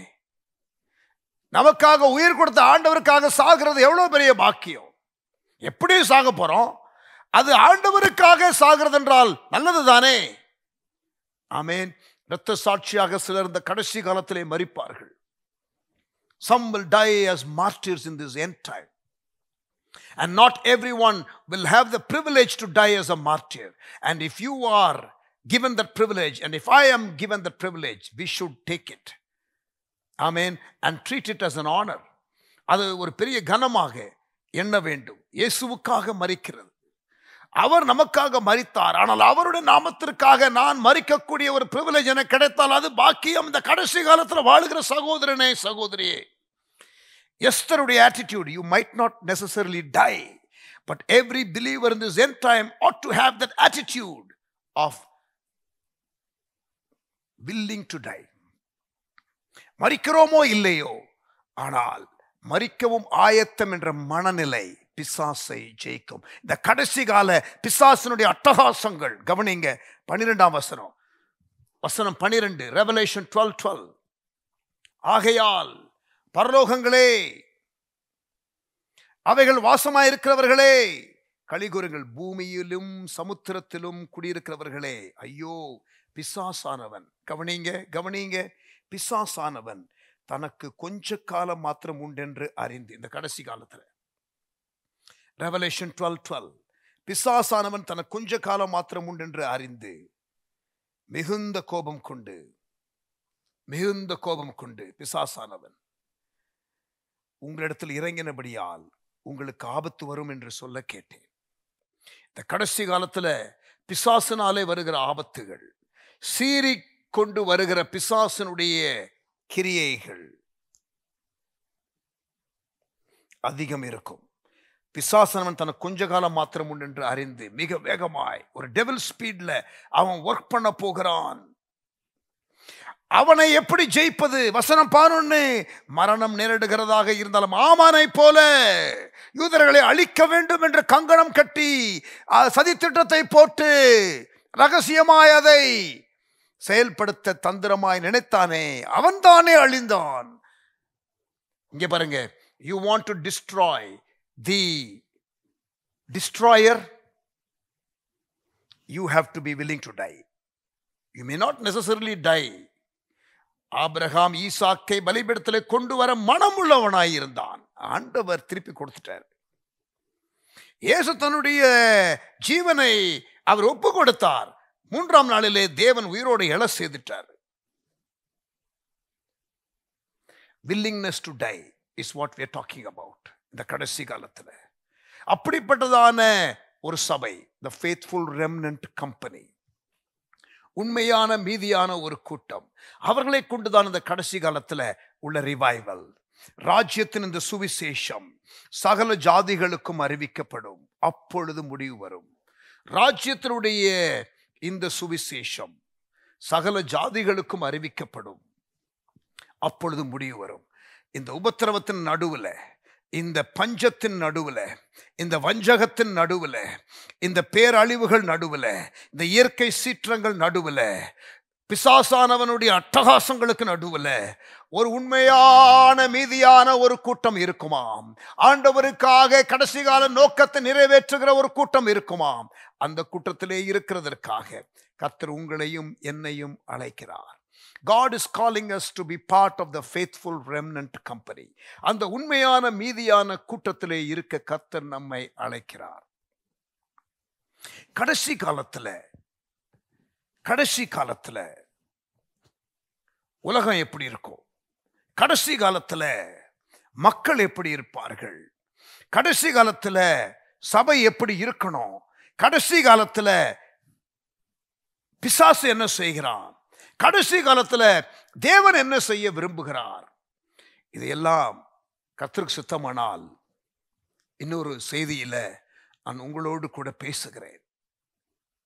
உலகளாவிய வஞ்சகம் ஒன்று வரும், உலகளாவிய பஞ்சம் ஒன்று வரும், உலகளாவிய உபத்திரவம் ஒன்று வரும், உலகளாவிய பேரழிவு ஒன்று வரும், உலகளாவிய எழுப்புதல் ஒன்று வரும்.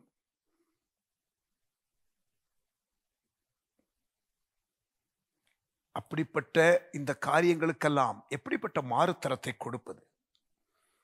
What sort of response should we give? இந்த ஒவ்வொரு சவாலுக்கும், உலகளாவிய வஞ்சகத்திற்கும், உலகளாவிய பேரழிவிற்கும், உலகளாவிய பஞ்சத்திற்கும், உலகளாவிய உபத்திரவத்திற்கும், உலகளாவிய பிசாசின் இந்த போராட்டத்திற்கும் எப்படிப்பட்ட மாறுதரம் கொடுப்பது? How do I handle each of this?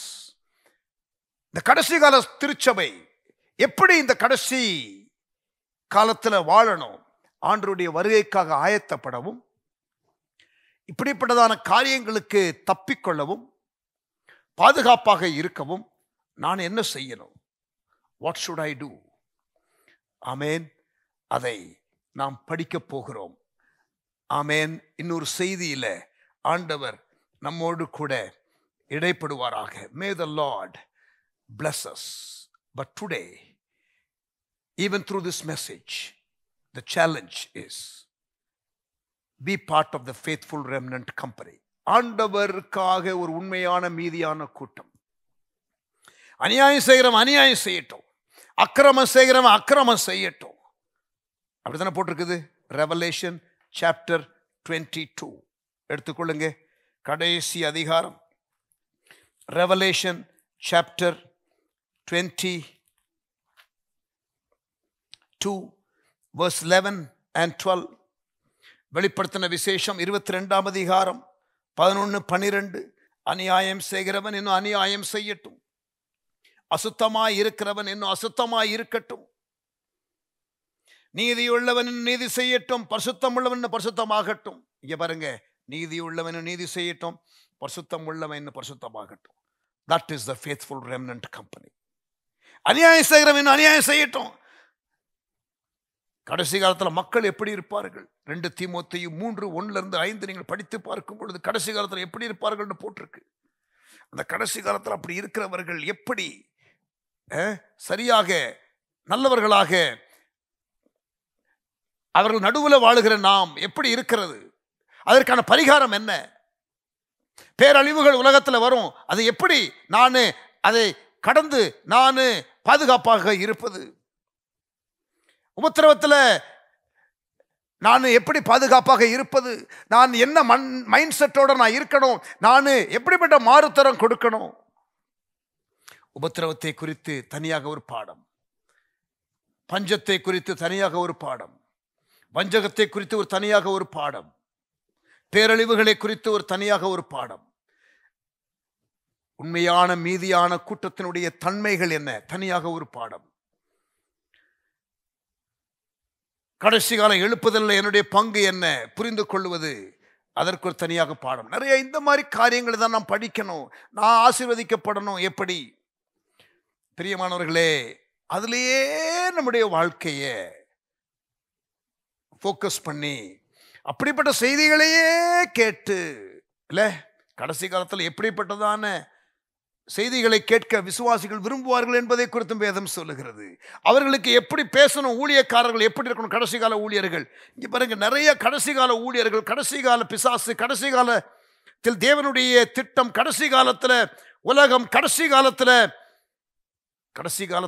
காலத்தில் சொல்லி பல காரியங்களை எண்ட் டைம்ஸை குறித்து படிக்கலாம். So much is there in the Bible. கவனிங்க, இதை சொல்லிட்டு ஆண்டவர் சொல்றாரு இந்த வெளிப்படுத்தின விசேஷத்துல, அசுத்தம் உள்ளவன் அசுத்தமா இருக்கட்டும், நீதி செய்யணும் நீதி செய்யட்டும், பரிசுத்தம் உள்ளவன் பரிசுத்தமாகட்டும், இதோ சீக்கிரமாய் வருகிறேன், இதோ சீக்கிரமாய் வருகிறேன். இந்த கடைசி காலம், அப்போ வருகைக்கு முன்பதாக நடக்கக்கூடிய காரியம். ஒரு எக்ஸ்ட்ரீம் போலரைசேஷன் இருக்கும், அநியாயம் செய்கிறவன். இன்னொரு extreme faithful remnant company. there will be polarization, there will be extreme sin, and there will be committed group. ஆண்டு வருகைக்கு முன்னதாக நீங்க எந்த கம்பெனியில் இருக்க போறீங்க, நீங்க எந்த டீம்ல இருக்க போறீங்க? ஆத்துல ஒரு கால் சேத்துல ஒரு கால் பாஸ்டர், நல்லது இல்லை பிரியமானவர்களே. இதோ சீக்கிரமாய் வருகிறேன், அவனவனுடைய கிரியைகளின்படி அவனவனுக்கு நான் அளிக்கும் பலன். God is coming back with rewards for the faithful. உண்மையுள்ளவன் பரிபூர்ண ஆசீர்வாதத்தை பெறுவான். ஜெயங்கொள்ளுகிறவன் எல்லாவற்றையும் சுதந்திரித்துக் கொள்வான். அப்படி ஜெயம் கொண்டு வெற்றியுள்ள வாழ்க்கை வாழ கர்த்தர் நம்மை அழைக்கிறார். இன்றைக்கு தேவன் நம்மோடு பேசின வார்த்தைகளுக்காக ஆண்டவருக்கு ஸ்தோத்திரம் சொல்லி ஜெபம் பண்ணிரலாமா? நல்ல தகப்பனே, எங்களோடு கூட நீர் பேசின வார்த்தைகளுக்காக ஸ்தோத்திரம். Father, thank you for the wonderful words that you spoke to us. Lord, clear understanding, தெளிவான புரிந்து கொள்ளுதல், எங்களுக்கு தனிப்பட்ட வாழ்க்கைக்கு வேண்டிய சவால், காலத்தை நிதானிக்க வேண்டிய அவசியம், தீர்க்க தரிசன வசனத்தின் அறிவு, இவைகளெல்லாம் எங்களுக்கு நீர் சொல்லிக் கொடுத்ததற்காக உமக்கு ஸ்தோத்திரம் செலுத்துகிறோம். எங்களை தாழ்த்துகிறோம். தேவரீர், இந்த கடைசி காலத்திலே வாழுகிற நாங்கள் பாக்கியவான்கள். உம்முடைய வருகையை சந்திக்கக்கூடிய ஸ்லாக்கியம் ஒருவேளை எங்களுக்கு இருக்கலாம். இரத்த சாட்சியாக மரிக்கிற பாக்கியம் ஒருவேளை எங்களுக்கு கிடைக்கலாம். ஆண்டவரே, உம்முடைய கடைசி கால திட்டத்தை நிறைவேற்றுவதற்கு நீர் எங்களுக்கு கொடுத்திருக்கிற தருணங்களுக்காக ஸ்தோத்திரம். அதை பயன்படுத்தி உண்மையாய் நாங்கள் உத்தமமாய் நடந்து உம்முடைய நாமத்தை மகிமைப்படுத்த எங்களுக்கு கர்த்தர் கிருபை செய்வீராக. கர்த்தர் எங்களுக்கு கிருபை செய்வீராக. எங்களோடு கூட நீர் இடைபடும். ஆண்டவரை தொடர்ந்து ஆவியானவர் கேட்ட வசனத்தை நாங்கள் உள்ளே ஆண்டவரே வைத்திருக்கிற வேளையில ஆவியானவர் அதை மறுபடியும் நாங்கள் அசை போடத்தக்கதாக வெளிப்பாடுகளாக அது உதயமாக ஆண்டவரே கிரியை செய்வீராக. உமக்கு ஸ்தோத்திரம். இயேசுவின் நாமத்தில் ஜெபிக்கிறோம் எங்கள் நல்ல பிதாவே. ஆமென், ஆமென்.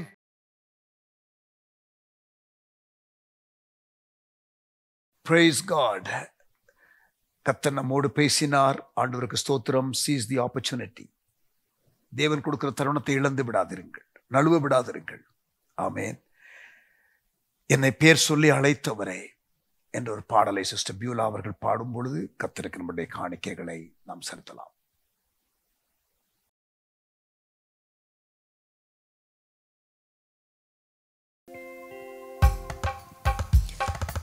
என்னை பெயர் சொல்லி அழைத்திடும் தேவன் நம்மை உள்ளங்கைகளிலே வரைந்து வைத்து நம்மை பாதுகாக்கிற நல்ல தகப்பன் நமக்கு உண்டு.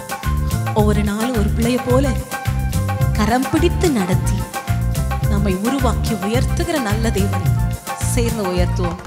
ஆமென்.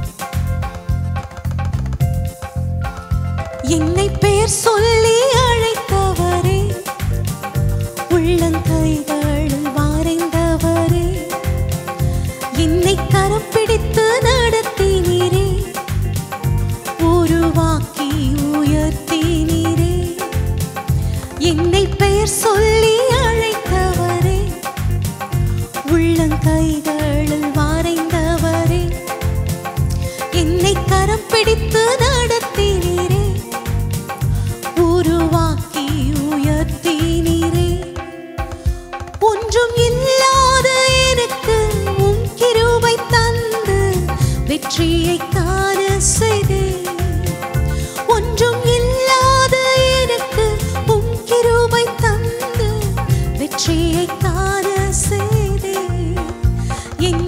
பெயர் சொல்லி அழைத்தவரே, உள்ளங்கைகளில் வரைந்தவரே, என்னை கரம் பிடித்து நடத்தினீரே, உருவாக்கி உயர்த்தினீரே.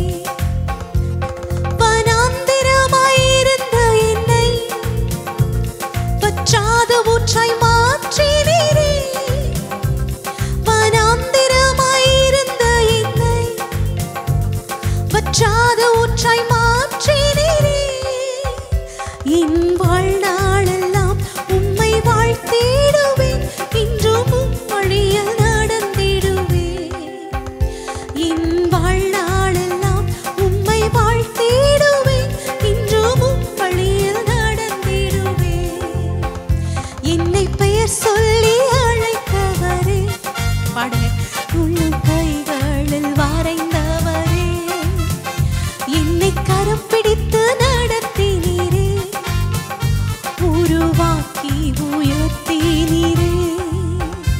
என்னை பெயர் சொல்லி அழைத்தவரே, உள்ளங்கைகளில் வரைந்தவரே, என்னை கரம் பிடித்து நடத்தினீரே, உருவாக்கி உயர்த்தினீரே. ஆண்டவரே, கைவிடப்பட்டு இருந்த என்னை உம் கரத்தால் எங்களை நடத்தினீரே. ஆண்டவரே, என்னை கருத்தாய் நடத்தின தேவனே, கருத்தாய் துதிக்க எங்களுக்கு கிருபை செய்கிறார். உம்முடைய கரத்திலே எங்களை நாங்கள் அர்ப்பணித்து நாங்கள் ஜெபிக்கிறோம். ஆண்டவரே, பரிசுத்த ஆவியானவர் எங்களை நீர் நடத்துகிற தேவன், கண்மணி போல எங்களை பாதுகாக்கிற நல்ல தகப்பன் எங்களுக்கு உண்டு. எங்கள் வாழ்நாள் எல்லாம் எங்களை நடத்த உமது நன்மையும் கிருபையும் எங்களை தொடர்கிறதற்காய் நன்றி செலுத்துகிறோம். கர்த்தர் உங்களை நடத்த போதுமானவர், சேர்ந்து உயர்த்துங்க. அவர் உங்களுக்கு நன்மை செய்கிறவர், அவர் உங்களை விட்டு விலகாதவர், கைவிடாத தேவன். அவர் தம்முடைய கரத்தினால ஓங்கிய புயத்தினால உங்களை நடத்த அவர் போதுமான தேவன். சேர்ந்து பாடலாமா? கைவிடப்பட்டு இருந்த என்னை உம் கரத்தால் நடத்தினீரே. கைவிடப்பட்டு இருந்த என்னை உம் கரத்தால் நடத்தினீரே. என் கர்த்தா உம்மை கருத்தாய் துதிப்பேன், இன்றும் உம் கரத்தில் மகிழ்ந்திடுவேன். என் கர்த்தா உம்மை கருத்தாய் துதிப்பேன், இன்றும் உம் கரத்தில் மகிழ்ந்திடுவேன். என்னை பெயர் சொல்லி அழைத்தவரே, உள்ளங்கைகளில் வரைந்தவரே, என்னை கரம் பிடித்து நடத்தினீரே, உருவாக்கி உயர்த்தினீரே.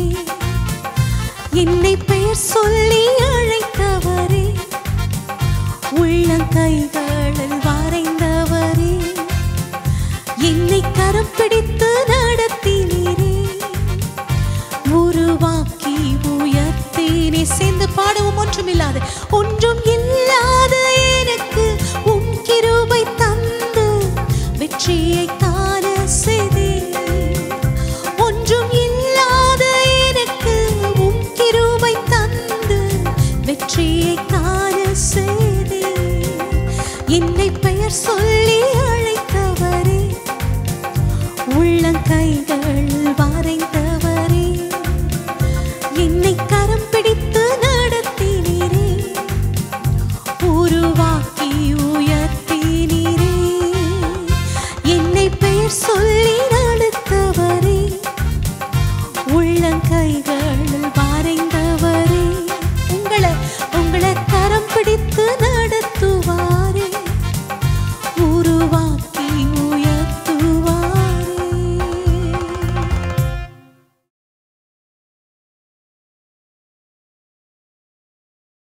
Praise God. கர்த்தர் இன்றைக்கு நம்மோடு கூட இந்த ஆராதனையில் இடைப்பட்டதற்காக ஆண்டவருக்கு ஸ்தோத்திரம். கண்களை மூடி நாம் ஜெபிப்போம். நல்ல தகப்பனே, எங்களோடு இந்த காலை ஆராதனையில் இடைப்பட்டதற்காக ஸ்தோத்திரம். எங்களை சமர்ப்பிக்கிறோம், உங்களுடைய அன்பு கரத்தில் ஒப்புக் கொடுக்கிறோம். ஆளுகை செய்யும், ஆட்கொள்ளும். தொடர்ந்து இன்றைக்கு இருக்கிற ப்ரோக்ராம்ஸு, நாளைக்கு இதிலிருந்து தொடர்ந்து நடக்கிற எல்லா ப்ரோக்ராம்ஸ் இந்த வீக்கை உங்களுடைய கருத்தில் கொடுக்குறோம். ஆசீர்வதிங்க. வந்த ஒவ்வொருவரையும் ஆசீர்வதிங்க. பிளஸ் பண்ற மனமாற எல்லா வியூவர்ஸையும் உங்களுடைய கருத்தில் ஒப்பு கொடுக்கிறோம். எந்த சூழ்நிலையாக இருந்தாலும் அதில் ஒரு அற்புதம் செய்து உங்கள் நாமத்தை மகிமைப்படுத்திக் கொள்வீராக. இயேசுவின் கிருபை, பிதாவின் அன்பு, ஆவியானவர் சிநேகம், காவல் வழி நடத்துதல் எங்கள் யாவரோடும் கூட இன்றும் என்று சதா காலங்களில் நிலைத்திருப்பதாக. ஆமேன். சேர்ந்து சொல்லுவோமா? என் ஆத்துமாவே கர்த்தரை ஸ்தோத்ரி, முழு உள்ளமே பரிசுத்த நாமத்தை ஸ்தோத்ரி. என் ஆத்துமாவே கர்த்தரை ஸ்தோத்ரி, கர்த்தர் செய்த சகல உபகாரங்களை ஒருபோதும் மறவாதே. ஆமேன். Thank you and God bless you.